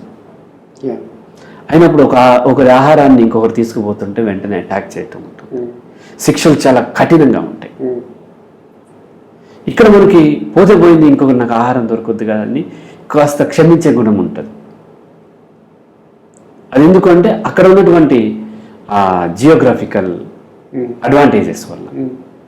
అలా రకరకాలుగా కల్చర్లు ఏర్పడిన దాంట్లో వరల్డ్ వైడ్గా ఏర్పడింది ఏంటంటే ఈ ఫీమేల్ అనే ఆమె నా ప్రాపర్టీ, ఈ ప్రాపర్టీని నా ప్రాపర్టీ నాకు మాత్రమే చెందాలి, ఇతరులతో షేర్ చేసుకోవడానికి మేలు ఇష్టంగా లేకపోవటం వల్ల ఆమెని మానసికంగా, శారీరకంగా అండ్ సామాజికంగా కూడా ఆమెని బంధాలు అంటే ఒక విధమైనటువంటి కండిషన్స్ క్రియేట్ చేసి అక్కడ మేలు పెట్టే క్రమంలో పెళ్ళి అనేది మేలు కూడా ఏర్పరచుకుని ఉండొచ్చు. ఒక ఫిమేల్ అనే కాదు, ప్రతి మేల్ అనే క్యారెక్టర్ అలాంటిది అని అవును. అంటే ఒక ఫిమేల్ విషయంలో కాదు, ఏ విషయంలోనే అంతే. అంటే జెలసీగాను, ఎన్వి, హేట్రేట్ లాంటివి కొన్ని ఎమోషన్స్తోని మేల్ క్యారెక్టర్ అనేది రన్ అవుతుంది అనేది దీంట్లో ప్రతి జీవికి ఈ నేచర్ యొక్క పద్ధతులు, నేచర్ ఎన్విరాన్మెంటు, నేచర్కి సంబంధించినటువంటి కొన్ని రూల్స్ అండ్ రెగ్యులేషన్స్ వాటిని మాత్రమే ఫాలో అవుతుంటాయి. సొంతంగా ఇవి క్రియేట్ చేసుకో, వాటిని మాత్రమే అవి ఫాలో అవుతుంటాయి, నేచర్ని ఫాలో అవుతుంటాయి. ఒక హ్యూమన్ మాత్రమే పెళ్ళిని క్రియేట్ చేసుకొని ఈ బంధంలో ఇరికి తను స్వేచ్ఛను కోల్పోవడం వల్ల ఇలాంటి సమస్యల్ని, మానసిక సమస్యల్ని ఎదుర్కొంటుండనేది నా ఉద్దేశం. ఎందుకు అంటే హ్యూమన్ కూడా ప్రతి జీవి లాగానే స్వేచ్ఛ జీవి, కానీ కొన్ని కారణాల వల్ల, మానసిక పరిస్థితుల వల్ల పెళ్ళి అనే బంధాన్ని క్రియేట్ చేసుకుని ఇప్పటి వరకు కూడా అది అదే జనరేషన్ నడుస్తుంది. దాంట్లో ఇమ్మడలేని ఈ స్వేచ్ఛ జీవి దాని నుంచి ఎలా బయటపడాలనే ఉద్దేశంతో కొట్టుమిటాడుతున్నాడు అనేది నా ఉద్దేశం. ఎందుకంటే స్వచ్ఛమైన స్వేచ్ఛను కోల్పోయి సొసైటీ రూల్స్, సొసైటీ నార్మ్స్, చుట్టుపక్కల వాళ్ళ ఆలోచనలు ఇవన్నీ దృష్టిలో పెట్టుకొని, ప్లస్ ఇంకొకటి ఏంటంటే భార్య భర్త దగ్గర ఇలాగే ఉండాలి, రెస్పెక్ట్ ఇవ్వాలి, అత్తమామకు రెస్పెక్ట్ ఇవ్వాలి, ఆడబిడ్డలకు రెస్పెక్ట్ ఇవ్వాలి. కొంతవరకు అన్నగారిన ఒక పాత్ర ఏంటంటే ప్రతి ఒక్కరి దగ్గర ఒక బానిసలాగా ఉండాలి, చెప్పింది చేయాలి, ఇట్లాంటి తను అనుభవించడం. మేలు కూడా ఇప్పుడున్న పరిస్థితుల్లో కూడా ప్రతి విషయంలో మేలు ఒక రెస్పాన్సిబిలిటీ తీసుకొని ఆ అమ్మాయిని పోషించడం, అమ్మాయి యొక్క డిజైర్స్ని తను దృష్టిలో పెట్టుకొని తన లైఫ్ని కంటిన్యూ చేయడం, ప్రతిదీ అమ్మాయికి సపోర్ట్ చేయడం, అమ్మాయి ఏం చెప్తే అది చేయడం. అంటే ఇప్పుడు నడుస్తున్నటువంటి పరిస్థితుల్లో కూడా మేలు కూడా డామినేషన్లోనే ఉన్నాడు. ఒక సంపాదించి పెట్టే ఒక యంత్రం లాగా మేలు. ఫిమేల్ దృష్టికి వచ్చేసరికి, ఫిమేల్ విషయానికి వచ్చేసరికి అత్తవారింట్లో అమ్మాయి యొక్క క్యారెక్టర్ ఏంటి అంటే జస్ట్ వాళ్ళు చెప్పింది మాత్రమే చేస్తూ, ఒక చాకరీ చేస్తూ, దాన్ని బట్టి ఒక పని మనిషిలాగా మాత్రమే ఉండాల్సిన పరిస్థితి. అంటే వీటితో పాటు చుట్టుపక్కల యొక్క చూడిపోటి మాటలు,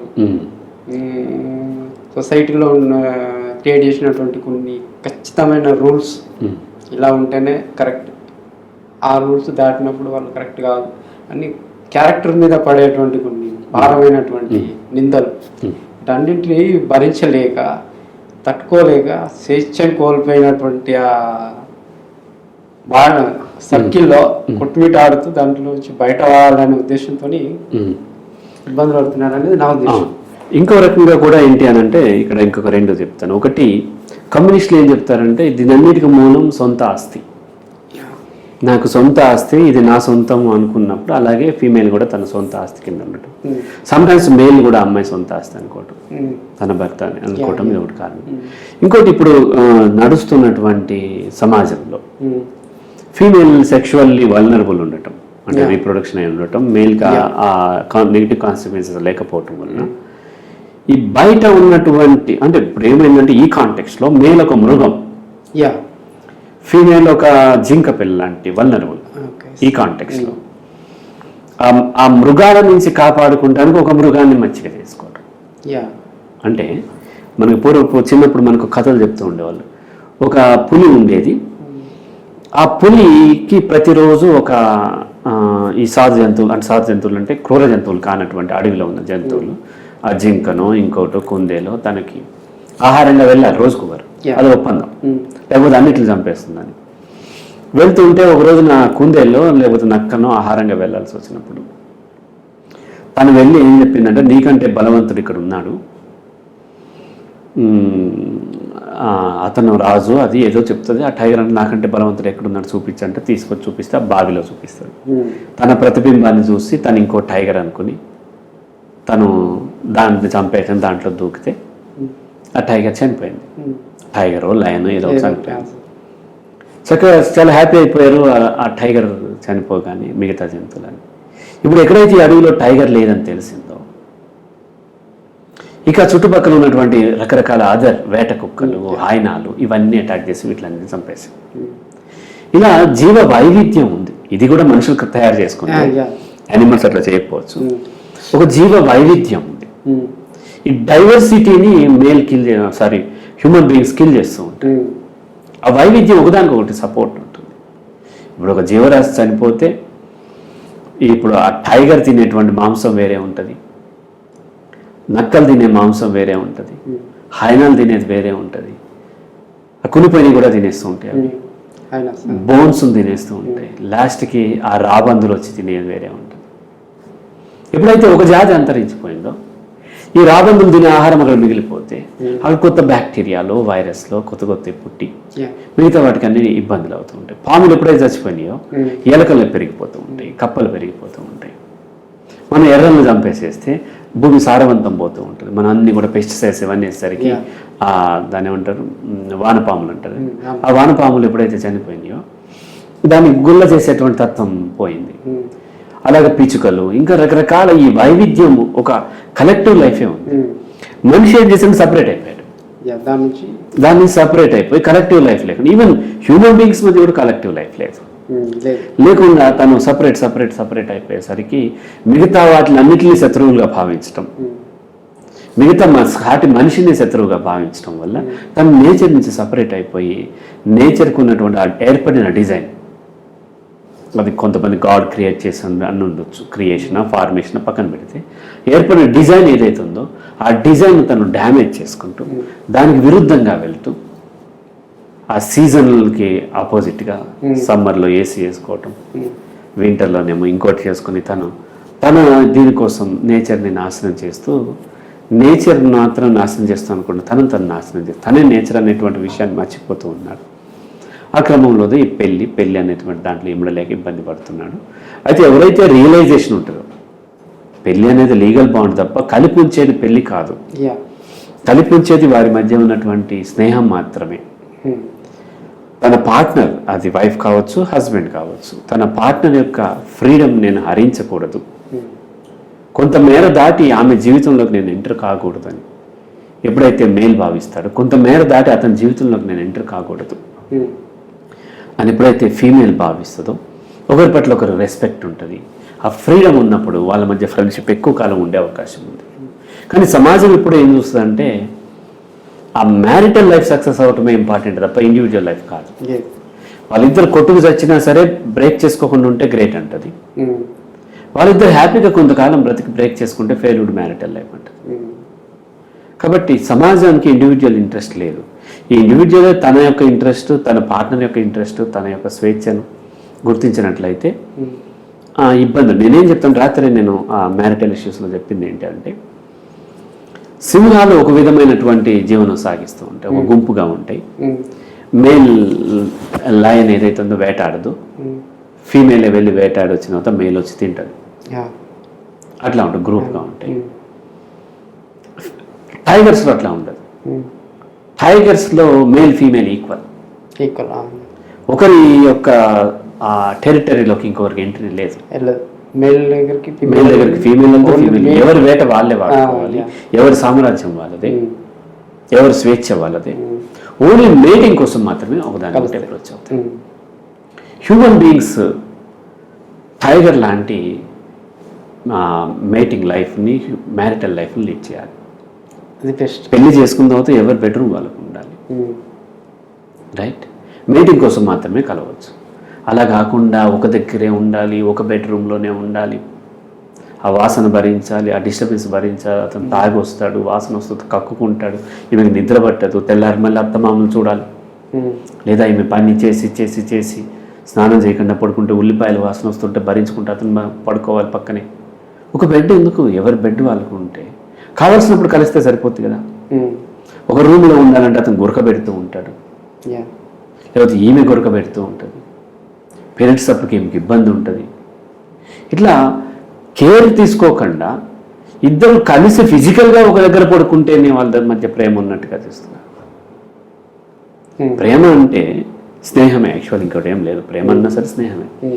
ఈ స్నేహము ఫిజికల్గా ఒక మంచం మీద పడుకుంటేనో ఒక కంచంలో తింటేనో వచ్చేది కాదు, బలవంతంగా చేస్తే కాదు. వాళ్ళకి కంఫర్ట్ క్రియేట్ చేయాలి. ఎవరి కంఫర్ట్స్ వాళ్ళు చేసుకుని కావాల్సి వచ్చినప్పుడు కలవటం అనేది ఎప్పుడైతే ఇటువంటి స్వేచ్ఛాయుతమైన ఆలోచన విధానం ఉంటుందో అప్పుడు పెళ్లి చేసుకుని కూడా హ్యాపీగా లైఫ్ లీడ్ చేసేటువంటి అవకాశాలు పెరుగుతాయని నా ఉద్దేశం. దీంట్లో వీటిని స్వేచ్ఛ కోల్పోయినటువంటి పరిస్థితుల్లో కొట్టుమిట్టాడుతున్న మనిషి ఎందుకని హింసకి పూనుకుంటున్నాడు? ఓన్లీ మరి పెళ్ళి బంధంలోనే, వివాహ బంధంలోనే భార్యాభర్తలు హింసకి ఎందుకు పూనుకుంటున్నారు? అవసరమైతే ఎందుకు హత్యలు చేసుకునే పరిస్థితుల వరకు కూడా ఎందుకు దిగదారు? ఇప్పుడు హింస అనేది మనము దీన్ని దాటి చూడాలి. హింస చేసే వాళ్ళు ఎవరైతే ఉన్నారో వాళ్ళకు ఏర్పడినటువంటి ప్రోగ్రామింగ్, అక్కడ ఏమవుతుందంటే ఎంపతిని కోల్పోతున్నారు, సహానుభూతిని కోల్పోతారు. అంటే ఇక్కడ స్వార్థము అనే పదాన్ని నెగిటివ్గా చూస్తూ ఉంటారు. యాక్చువల్ స్వార్థం నెగిటివ్ వర్డ్ కాదు, స్వార్థము, నా కోసం నేను బ్రతకటం. స్వార్థం అనే పదాన్ని దుర్మార్గంతో కలిపి చూస్తాం. చూసి మనిషి నిస్వార్థంగా ఉండాలి అనేటువంటి ఒక ఎక్స్పెక్టేషన్ పెంచారు.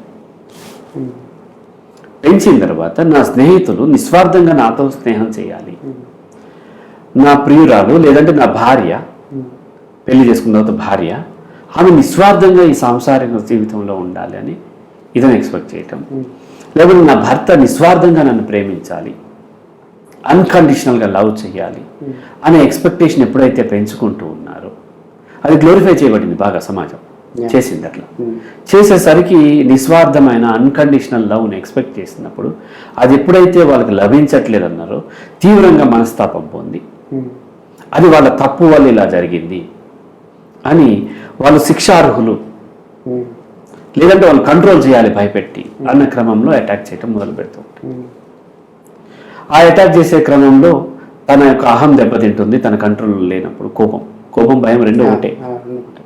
ఆ అహం దెబ్బతినటంతో ఆమెను డ్యామేజ్ చేయాలనే క్రమంలో అవసరమైతే ఇంకా ఎక్స్ట్రీమ్ వెళ్ళిపోయినప్పుడు ఒకసారి హత్యలు కూడా చేస్తూ ఉన్నారు. లేదా ఈవెన్ బాగా అమాయకంగా ఉంది, ఈవెన్ ఈజీగా తప్పించేయచ్చు, తప్పించేసి నేను ఈజీగా మూవ్ అవ్వచ్చు, ఈ డైవోర్స్ కంపన్సేషన్ ఇవేమి లేకుండా ఏదో రకంగా తప్పించేయచ్చు అన్న దాంట్లో మేలు రకరకాలైనటువంటి చేసి ఎప్పుడైనా ఒక వ్యక్తి దుర్మార్గంగా ఎప్పుడు ప్రవర్తిస్తాడంటే ఆ యొక్క యాక్ట్ చేసినప్పుడు, ఏదైతే ఆ పని చేసినప్పుడు ఆ కాన్సిక్వెన్సెస్, నెగిటివ్ కాన్సిక్వెన్సెస్ వస్తాయి కదా, దుర్మార్గమైనటువంటి చర్య ఎప్పుడైతే తను పాల్గొన్నాడో దాని పర్యవసానాల్ని తను హ్యాండిల్ చేసుకోగలను అని నమ్మినప్పుడు Yeah. ఒకటి. రెండోది పర్యవసానాల్ని అంచనా వేయలేనప్పుడు, లేదా తను ఆల్కహాల్ తీసుకున్న ఏదో ఉండి పర్యవసానాలని అంచనా వేయలేనప్పుడు, లేదంటే పర్యవసానాల కంటే కూడా వచ్చే బెనిఫిట్ ఎక్కువ ఉన్నప్పుడు. రైట్? అంటే నేను ఒక హత్య చేస్తే పడే శిక్ష కంటే ఎక్కువ బెనిఫిట్ వస్తుంది Yes. అనుకున్నప్పుడు తను ఈ యొక్క దుర్మార్గపు చర్యకు పాల్గొనే అవకాశం ఉంది. ఉదాహరణకు ఒక భూస్వామి దగ్గర ఒక అమ్మాయి పని మనిషి ఉంటుంది. ఆ పని మనిషి భర్త కూడా అక్కడే పని చేస్తున్నప్పుడు ఈ భూస్వామికి ఆ అమ్మాయి మీద కన్నుబడింది. అలాగే ఆ పని అమ్మాయి భర్త మేలు ఉన్నాడు కదా, అతనికి భూస్వామి భార్య మీద కన్నుబడింది అనుకుందాం. సెక్షువల్లీ కావాలనుకున్నప్పుడు ఈ భూస్వామి అమ్మాయిని బలాత్కారం చేసే, రేప్ చేసే అవకాశాలు ఎక్కువ ఉంటాయి.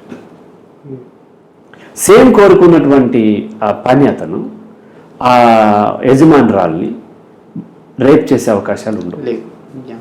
ఎందుకంటే భూస్వామి దాని ద్వారా వచ్చే కాన్సిక్వెన్స్ని హ్యాండిల్ చేసుకోగలనని నమ్మకం ఉంది. బయటపడితే ఆమె అల్లరి చేస్తే తన భార్యని హ్యాండిల్ చేయగలడు, ఆ అమ్మాయి భర్తను కూడా హ్యాండిల్ చేయగలడు.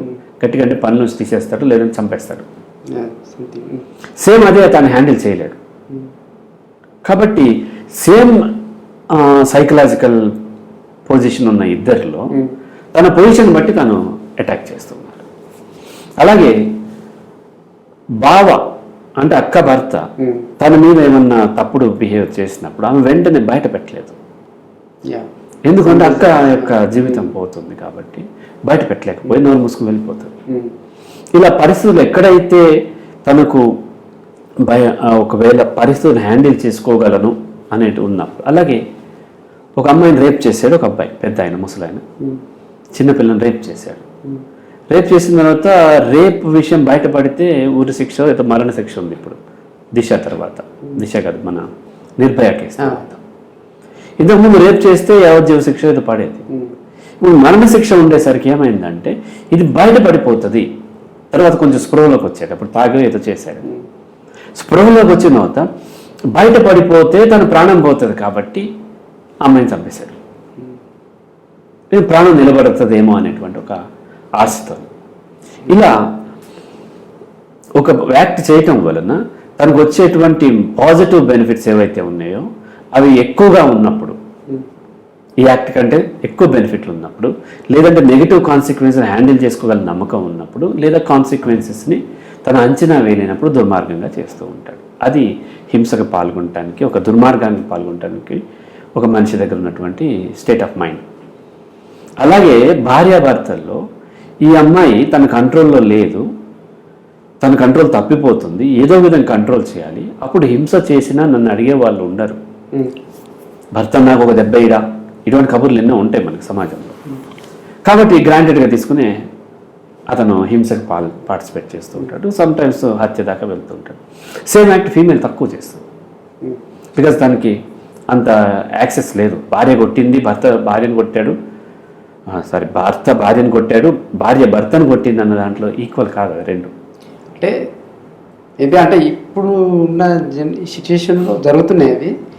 బట్ నా ఉద్దేశం ఏంటి అంటే వాళ్ళు స్వేచ్ఛను కోల్పోయినటువంటి పరిస్థితుల్లోంచి బయటపడలేక, స్వేచ్ఛను సంపాదించుకోలేక, ఫ్యామిలీ మెయింటెనెన్స్ అని, చుట్టుపక్కల వాళ్ళ యొక్క ఆలోచనల విధానాలు, చుట్టుపక్కల వాళ్ళ గురించి ఆలోచించేటువంటి సైకలాజికల్ ప్రాబ్లమ్స్ వల్ల, సొసైటీలో ఎలా ఉంటుందో నేను బయటకు వెళ్ళి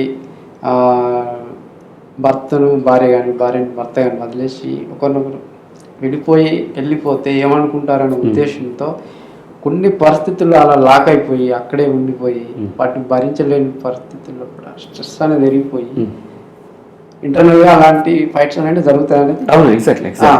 దాంట్లో అందరూ చేయకపోవచ్చు, ఎవరైతే ఇలా ఉందో వీళ్ళు చేసే అవకాశాలు. ఒకవేళ మనము ఏమాత్రము ఓపెన్గా మనం కనుక చర్చించి ఓపెన్గా ఒక సర్వే కనుక కండక్ట్ చేస్తే పెళ్ళైన ప్రతి ఒక్కరు, పెళ్ళై 1 year అయిన వాళ్ళు మెజారిటీ పీపుల్ డైవోర్స్ తీసుకుంటేనే బాగుంటుందని అనుకుంటారు. తీసుకోలేక, బ్రేక్ చేసుకోలేక, కంపన్సేషన్ పే చేయలేక, లేదంటే కల్చర్ని గుడ్డిగా నమ్మి ఒక మంచి పేరు కోసము ఇంకో దానికోసమో కలిసి ఉంటారు తప్ప ఏ భార్యాభర్తలైనా సరే పర్టికులర్లీ భర్త తను విడిపోయే అవకాశం ఏది లేకుండా ఉండి సమాజం మొత్తం యాక్సెప్ట్ చేస్తుంటే విడిపోవడానికి ముందు చూస్తూ ఉంటారు. ఫీమేల్కి అది తక్కువ ఉండొచ్చు, ఎందుకంటే కొన్ని కారణాలు సైకలాజికల్గా అటువంటి స్ట్రెస్ను భరించలేని పరిస్థితుల్లో కూడా ఆ స్ట్రెస్సే వాళ్ళని అలా. నా కౌన్సిలింగ్లో నేను ప్రీ మ్యారిటల్ కౌన్సిలింగ్లో కానీ అంటే ప్రోగ్రామ్స్లో కానీ నా క్లయింట్స్కి నేను చెప్పేది ఏంటంటే ఆడపిల్లలైనా మగపిల్లలైనా పర్టికులర్ ఆడపిల్లలకి ఒకవేళ పెళ్ళి అయిన వెంటనే ఏదన్నా సిచ్యువేషన్ వచ్చి డైవోర్స్ తీసుకోవాల్సి ఉంటే మెంటల్లీ రెడీ ఉండండి. తీసుకోమని చెప్పట్లేదు, ఎప్పుడైతే అలా లేకుండా ఖచ్చితంగా ఉండాల్సింది అన్నారు అప్పుడు మీరు మరింత లోకు అయిపోతారు, మరింత ఇది అవుతుంది. మెంటల్లీ రెడీ ఉన్నారు, ఎప్పుడైతే మెంటల్లీ రెడీ ఉన్నారో సరైన యాక్షన్ తీసుకోగలుగుతారు, అవతల వాళ్ళు కూడా సరిగ్గా ట్రీట్ చేస్తారు. ఎప్పుడైతే నువ్వు ఇంకా అలా వద్దు ఎలాగైనా కాపాడుకోవాలన్నప్పుడు వాళ్ళకి అడ్వాంటేజ్ అయిపోయి మరింత దుర్మార్గం చేస్తారు. ఏ యాక్షన్ కూడా సడన్గా ఒకరే చేయరు, యాక్షన్ రియాక్షన్ వస్తుంది. కొట్లాటైనా లేదంటే ఒకరు డామినేషన్, ఏదైనా నేను ఒకరిని డామినేట్ చేయాలంటే ఇప్పుడు ఆ బాయ్ని నేను డామినేట్ చేయాలి అని అంటే ఎప్పుడో ఒక మాట అని ఉంటాను అనైతికంగా, అతను తిరిగి అన్నాడు అనుకోండి దెన్ నేను కొంత వెనక్కి అవుతాను, నెక్స్ట్ టైం అంటాను భయపడతాను. అలా కాకుండా అనైతికంగా ఏదో అన్నప్పుడు తను సార్ కదా అని నోరు మూసుకున్నాడు, రెండోసారి మూడోసారి కూడా అలాగే ఉన్నప్పుడు ఈసారి చెయ్యెత్తుతాను, ఇంకోసారి బుద్ధి ఉందా లేదా వెళ్ళిపోమంతా వస్తాను, బూతులు మాట్లాడేస్తాను. ఇవన్నీ జరగటానికి ఏంటి, అతనికి అంతకు ముందు వచ్చినటువంటి ఫీడ్బ్యాక్ని బట్టి అతనిలో అది పెరిగింది. అలాగే భార్యాభర్తల్లో మొదటిసారి అతను అన్నప్పుడు ఈ అమ్మాయి దాన్ని ఎలా హ్యాండిల్ చేసింది అన్న దాన్ని బట్టి అతనిలో దుర్మార్గం పెరగకపోవడం ఉంటుంది. ఆల్రెడీ కొంత ఏర్పడి ఉండొచ్చు. ఇప్పుడు చాలామంది రేపిస్టులు డైరెక్ట్ రేప్ చేయరు, చిన్నప్పటి నుంచి ఆ యొక్క యాటిట్యూడ్ డెవలప్ అవుతుంది. చాలా ఎదుటి వాళ్ళ యొక్క అంగీకారం లేకుండా మనం కొన్ని చెయ్యొచ్చు అనేది. ఇప్పుడు ఒక అమ్మాయిని సైకలాజికల్గా వాళ్ళకి కొన్ని దాన్ని ఏమంటారు ప్రీ ఎగ్జిస్ట్స్ అంటారు. అయ్యా ఏదో ఒక అమ్మాయిని అని ఉంటాడు, ఇంకో అమ్మాయిని టచ్ చేసి ఉంటాడు, ఏదో ఒక రీజన్ అలా 4-5 సార్లు చేసినప్పుడు ఎక్కడ కూడా రియాక్షన్ పడి ఉన్నారు వాళ్ళు. అప్పుడు రేప్ చేసినా పడి ఉంటుంది అమ్మాయిని, కారణంతోనే రేప్ చేస్తూ ఉంటారు తప్ప ఆల్ ఆఫ్ సడన్ రేప్ చేయరు. రేప్ అనేది ఒక యాటిట్యూడ్ ఓన్లీ లైంగికమైనది కాదు, అది వైలెన్స్. రేప్ అనేది ఏమంటే లైంగిక అవయవాలతో చేసేటువంటి హింస. సైకలాజికల్ ఆ పర్సనాలిటీ వాళ్ళకి డెవలప్ అయింది. మెజారిటీ అందరికీ ఉంటుంది, బట్ వాళ్ళకి ఎక్స్ట్రీమ్ ప్లెజర్ కోసం కాదు వాళ్ళు చేసేది. రేప్లో ఏం ప్లెజర్ ఉంటుంది? నేను అన్నది ఏంటంటే వాళ్ళకి బాడీగా సెక్సువల్ శారీరకంగా ఏమి ప్లెజర్ నిజం చెప్పాలి, మానసికంగా అహం సాటిస్ఫై. నిన్ను డ్యామేజ్ చేశాను చూడు, నువ్వు పవిత్రం అనుకునేటువంటి శీలాన్ని నేను డ్యామేజ్ చేశానంటే నేను విన్ అయ్యాను, అందుకని అబ్బాయి రేప్ చేస్తూ ఉంటాడు. సో ఫీమేల్ ఎందుకు చేయదంటే దాంట్లో డ్యామేజ్ చేయటం లేదు, తను డ్యామేజ్ అవటం నేను సామాజిక బిలీఫ్ ప్రకారం.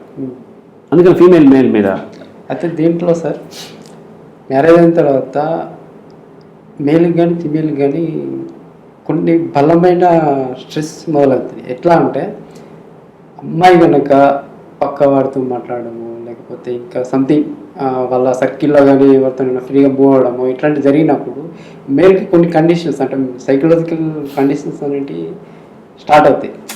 కొన్ని ఆలోచనలు స్టార్ట్ అయ్యే ఎలా ఉంటాయంటే ఒకవేళ ఆ భార్య అలా మూవ్ అవుతున్నప్పుడు ఫ్రీ అక్కడ తప్పు జరుగుతుందనే ఆలోచన ఇతనికి ఉండదు, కానీ ఏంటంటే చుట్టుపక్కల వాళ్ళు ఏమైనా నా భార్యని తప్పు ఆలోచిస్తారేమో, అప్పుడు నా యొక్క ఇమేజ్ డ్యామేజ్ అవుతుంది, ఎందుకంటే ఆ పర్సన్ నా యొక్క ఓన్ కాబట్టి ఇట్లాంటి ఫీలింగ్ ఉంటుంది. అమ్మాయి కూడా ఉంటుంది అక్కడ, అమ్మాయి కూడా అబ్బాయి తన సర్కిల్లో కానీ చుట్టుపక్కల విషయంలో కానీ రిలేషన్స్లో కానీ కొంతమంది ఫిమేల్స్తో క్లోజ్గా మూవ్ అవుతున్నప్పుడు ఈ ఫిమేల్ కూడా కొన్ని ఇన్సెక్యూరిటీ ఉంటాయి. ఎట్లా అంటే నేను అందంగా లేదని చెప్పేసి ఒకవేళ మూవ్ అవుతున్నాడని చెప్పేసి ఎవరైనా ఏమన్నా అనుకుంటాను, ఫస్ట్ థాట్స్ వాళ్ళకి వచ్చి అక్కడ అబ్బాయి ఏదో చేస్తాడని ఈ అమ్మాయికి ఉండదు, తను ఏదో ఎంజాయ్ చేస్తున్నాడు నన్ను కాదని చెప్పేసి ఈ అమ్మాయికి ఉండదు, ఈ అబ్బాయి కూడా అలానే ఉండదు. కాకపోతే డామినేషన్ అనేది మొదలవుతుంది. అంటే ఒకవేళ ఆ అబ్బాయితో ఫ్రీగా ఉండే అమ్మాయి నా గురించి ఒకవేళ తక్కువ చిన్న చూపు చూసేటువంటి పరిస్థితులు ఉంటాయి. నేను బాగాలేకనే ఆ అమ్మాయికి క్లోజ్గా నాకు క్లోజ్గా ఉంటున్నాను అమ్మాయి అనుకునే అవకాశాలు అధికంగా ఉంటాయని చెప్పేసి ఒక సెల్ఫ్ రెస్పెక్ట్ అనేది ఇక్కడ డ్యామేజ్ అవుతుంది అని ఒక ఆలోచనతో ఇన్సెక్యూరిటీ ఫీలింగ్ అనేది మొదలయ్యి ఇద్దరి మధ్యలో ఇట్లాంటి అంతరాలు మొదలయ్యి విడిపోయే పరిస్థితులు కూడా ఉన్నాయి అనేది నా ఉద్దేశం. అవును అవును. ఇక్కడ మీకు ఇంకొంత మీకు ఉపయోగపడే ఇన్ఫర్మేషన్ ఇస్తాను. ఇవి రకరకాల ఓసిడీలో రిలేషన్షిప్ ఓసిడీ అని ఒకటి ఉంటుంది. యా, ఈ రిలేషన్షిప్ ఓసిడీలో ఏంటంటే తన partner, not only wife, not only husband, even sister మీద, మదర్ మీద, అత్తగారి మీద, అందరి మీద తన అపోజిట్ జెండర్ ఉన్నటువంటి పార్ట్నర్, అది వీళ్ళ మధ్య రొమాంటిక్ ఉండొచ్చు ఉండకపోవచ్చు, వేరే వాళ్ళతో ఎక్కడో సెక్స్లో పార్టిసిపేట్ చేస్తున్నారు, నిరంతరం ఆ లూప్లోకి వెళ్ళిపోతారు. అది వన్. కొంతమందికి ఓసిడీ ఏంటి అని అంటే తనకు వచ్చే పార్ట్నర్ వర్జిన కాలం, ఇది ఒక పెద్ద కాన్సెప్ట్, వెర్జినిటీ. దాని మీద సఫర్ అయ్యి తను అవుతూ ఉంటారు. అల్టిమేట్లీ ఏంటి అని అంటే ఒక అమ్మాయి, నేను పెళ్లి చేసుకున్న అమ్మాయి వేరే మగవాడితో మాట్లాడుతుంది అని అంటే సామాజికమైన బిలీఫ్ ఏంటి అని అంటే, ఇంకా మనకి రూరల్ ఏరియాలో ఇంకా ఎక్కువ ఉంటుంది బిలీఫ్ ఏంటి అని అంటే భర్త సరిగ్గా సాటిస్ఫై చేయట్లేదు అందుకనే వెళ్తుంది అని ఒక లేబుల్ అన్నమాట. ఇదే నమ్ముతాడు, వాళ్ళు వేస్తారు లేదు పక్కన, ఇదే నమ్ముతాడు. అలాగే ఫీమేల్ కూడా అంతే. తన భర్త వేరే అమ్మాయితో మాట్లాడుతున్నాడంటే తను సరిగ్గా తను సాటిస్ఫై చేయట్లేదేమో, తను వెళ్ళిపోతాడని భయం చేస్తుంది. ఫీమేల్ ఎప్పుడు కూడా చూడండి, ఒక ఎక్స్పెరిమెంట్ కావాలంటే చేసి చూడండి, కానీ అది హ్యూమన్ బీయింగ్స్ మీద చేయడం కరెక్ట్ కాదు. ఒక అమ్మాయిని ప్రేమించిన అబ్బాయి, అందరికీ మ్యారేజెస్లో కూడా సహజంగా కట్నం వీటికి ఇప్పుడంతా వ్యతిరేకం, నేను కానీ లేకపోతే అభ్యుదయ వాళ్ళు ఎవరైనా, వాళ్ళు ఏం చెప్తారంటే కట్నం లేకుండా మేము చేసుకుందామని వెళ్తే వాళ్ళు అంటున్నారు కట్నం లేకుండా చేసుకున్నానంటే మీ అబ్బాయికి ఏం అవలక్షణం ఉందో అంటున్నారు. అట్లాంటివి కూడా ఉన్నాయి సార్. ఎందుకంటే ఫీమేల్ ఎప్పుడు కూడా తను డామినేట్ చేయాలని కోరుకుంటుంటుంది మేల్ని. డామినేట్ చేయకపోయేసరికి అతనికి ఏమైనా ఇబ్బంది ఉందేమో, తన యొక్క ఇన్ఫీరియర్ ఏమో, అవలక్షణం ఉందేమో అనుకుంటుంది. ఒక అమ్మాయిని ప్యూర్లీ లవ్ చేసి సెక్స్ కోసం ఇతను బలవంత పెట్టకపోతే ఆ అమ్మాయి చాలా ఇన్ఫీరియర్ ఫీల్ అవుతుంది. ఒకటి అతనిలో ఏదో అవలక్షణం ఉందేమో అనుకుంటుంది, లేదంటే అతను వేరే వాళ్ళతో రిలేషన్ ఉన్నాడేమో, నా మీద సెక్షువల్ ఇంట్రెస్ట్ లేదేమో అని. అతను ప్యూర్లీ లవ్ చేస్తున్నాడు, తను గౌరవిస్తున్నాడు అమ్మాయిని. సెక్షువల్ ఇంట్రెస్ట్ ఉన్నా సరే తను ఏం కంట్రోల్ చేసుకుంటున్నాడు, అమ్మాయి సెల్ఫ్ రెస్పెక్ట్ని గౌరవిస్తున్నాడు. ఒక అమ్మాయిని ప్రేమించిన తర్వాత నీతో నాకు సెక్స్ వద్దు, ఓన్లీ ప్రేమ ఒకటే చాలు అంటే అమ్మాయి తట్టుకోలేదు. అంటే నేను అట్రాక్ట్ చేసుకోలేకపోతున్నాను నిన్ను, లేదంటే వేరే వాళ్ళు ఇంకా ఎక్కువ అటాచ్ అయి ఉన్నాడా ఏంటి అని ఇటువంటి అపోహలు ఏర్పడుతుంది. ఎందుకంటే అది సమాజంలో ఉన్న కల్చర్ని బట్టి వాళ్ళు అలా ఏర్పడుతుంది. అంటే ఈ అబ్బాయి కాన్సెప్ట్లో ఈ అబ్బాయి ఉంటాడు ఎట్లా అంటే కొన్ని ఉంటాయి. ఇప్పుడు ఎట్లా అంటే ఒక అమ్మాయి ఇట్లా వెళ్ళి క్లోజ్గా మూవ్ అయ్యి ఏదో అడిగా ప్రయత్నం చేసినప్పటికీ, ఒకవేళ చేసే ఆలోచన ఉన్నప్పటికీ చేయలేడు. ఎందుకంటే ఆ అమ్మాయి మీద కొన్ని రకాల గౌరవప్రదమైనటువంటి ఆలోచనలు, ఒకవేళ నెగిటివ్గా ఫీల్ అవుతామేమో, ఒక దీనికోసమే నన్ను దగ్గర వేసుకునే ఆలోచన చేస్తున్నాడేమో అనేటువంటి భయాలు పెరుగుతాయి. అట్లాంటి పరిస్థితులు అబ్బాయి కూడా ఆ ఆలోచనని డైవర్ట్ చేసుకునే ప్రయత్నం చేయొచ్చు. అమ్మాయి కాంటెక్స్ట్లో కొంతవరకు ఇలా ఉండొచ్చు, అలా ఉండొచ్చు. ఏంటంటే ఒకవేళ అబ్బాయి వీక ఎందుకు ఇలాంటి దూరంగా పెడుతున్నాడు, ఇట్లాంటి ప్రయత్నాలు ఎందుకు చేయట్లేదు అని అమ్మాయికి ఇట్లాంటి ఆలోచనలు కూడా ఉండొచ్చు. మేబీ అబ్బాయిలో కూడా అలాంటి ఆలోచనలు ఉండొచ్చు. అంటే అమ్మాయి మీద అలాంటి ముద్రలు లేవు సార్ ఇప్పటి వరకు. ఎందుకంటే ఈ సెక్స్లో అమ్మాయి వీక్ అనేటువంటి కొన్ని కాన్సెప్ట్ లేవు. అబ్బాయి సెక్స్లో వీక్ అని కాదు, పిల్లలు అనట్లేదని అదొకటి అది కల్చర్ నుంచి అవ్వచ్చు. పిల్లలు మగవాడికి లోపంలో ఉండి కనకపోయినా ఆమె అంటున్నారు, లేదా ఆమెలో ఇబ్బంది ఉండి కనకపోయినా ఆమెనే అంటున్నారు. ఇది ఉంది. సో అల్టిమేట్లీ ఏంటి అని అంటే ఇక్కడ బిహేవియరల్ సైన్స్లో ఇది ఏ ఇద్దరు ఒక రకంగా ఉండరు. Each and every individual is unique, each and every case is different. ఒక కేసులో అబ్బాయి ఇలా అనుమానపడ్డాడు ఈ కారణాల చేత, కాబట్టి రెండో కేసులో కూడా అలాగే ఉండాలని లేదు.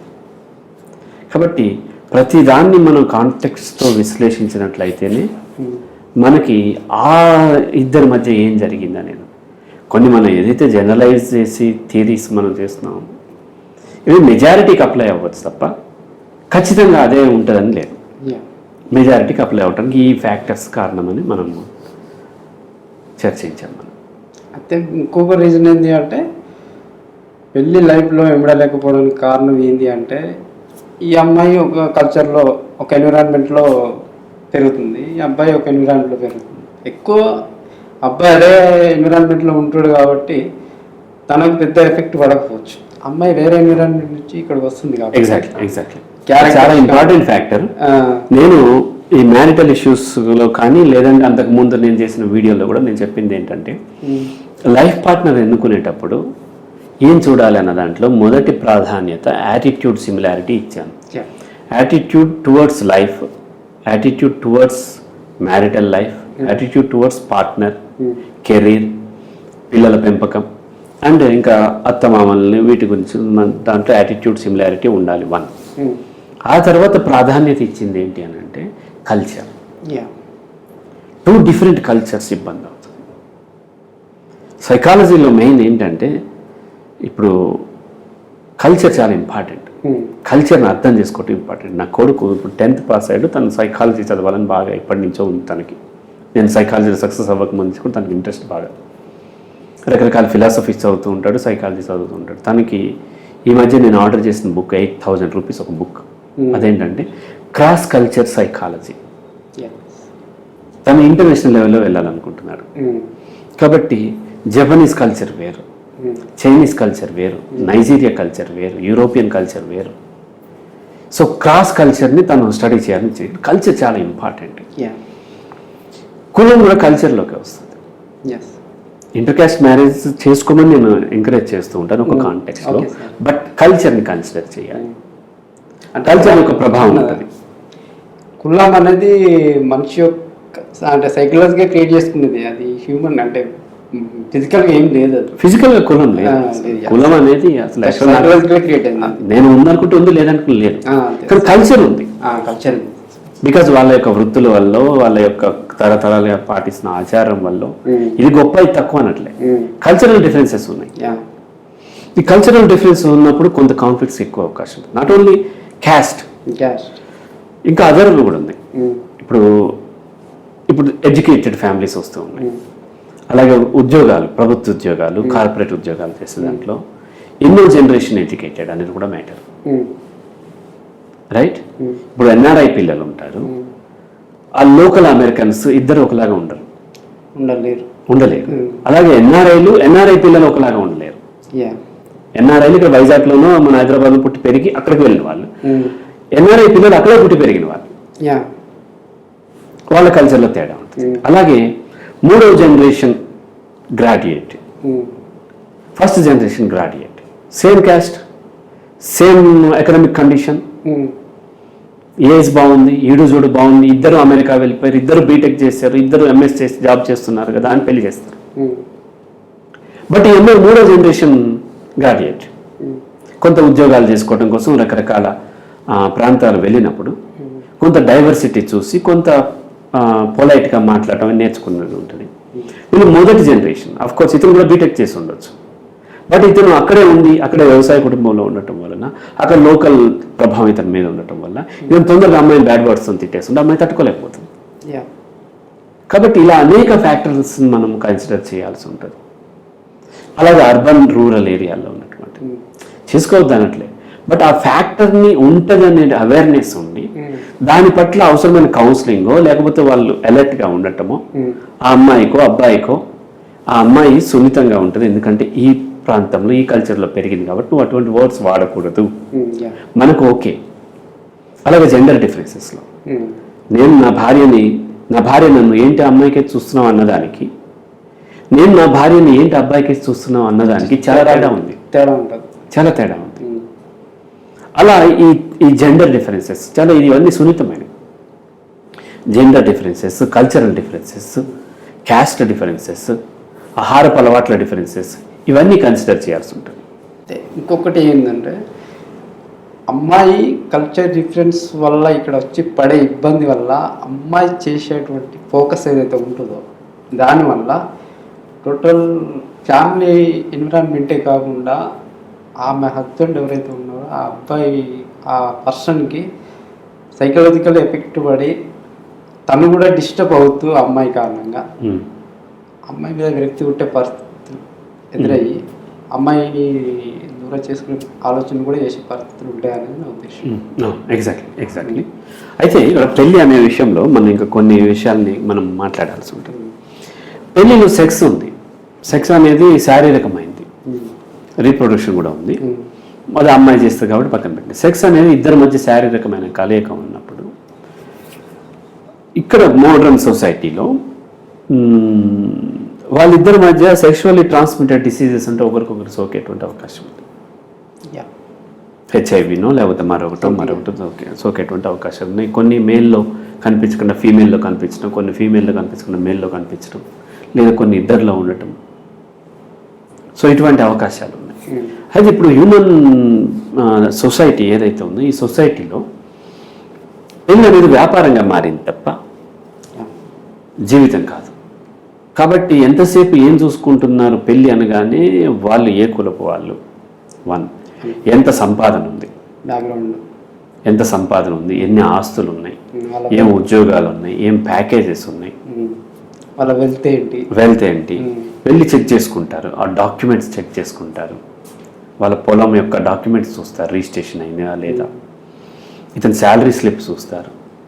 ఇన్ని చూస్తున్నటువంటి వారు ఆ అబ్బాయి ఆరోగ్య పరిస్థితి ఏంటి, బ్లడ్ రిపోర్టు, ఈ అమ్మాయి బ్లడ్ రిపోర్టు తీసుకుంటానికి మాత్రం చాలా అవమానంగా భావిస్తున్నారు.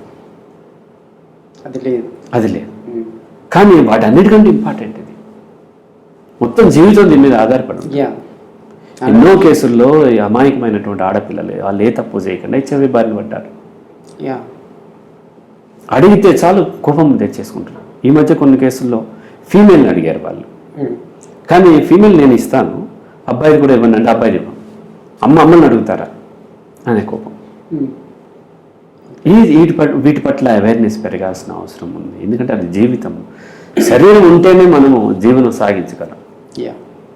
శరీరాన్ని డ్యామేజ్ చేసేటువంటి ఏదైతే ఉన్నాయో వాటి గురించి ఎంక్వైరీ చేసుకోవటం అనేది ఓపెన్గా రావాలి. అందరూ ఓపెన్గా స్వచ్ఛందంగా తమ యొక్క బ్లడ్ రిపోర్ట్ మీరు ఇచ్చిన ఇవ్వకపోయిన మగవాళ్ళు పర్టికులర్ పెళ్లి కొడుకు ఆడపిల్లల్ని అడిగితే అవమానంగా భావించవచ్చు.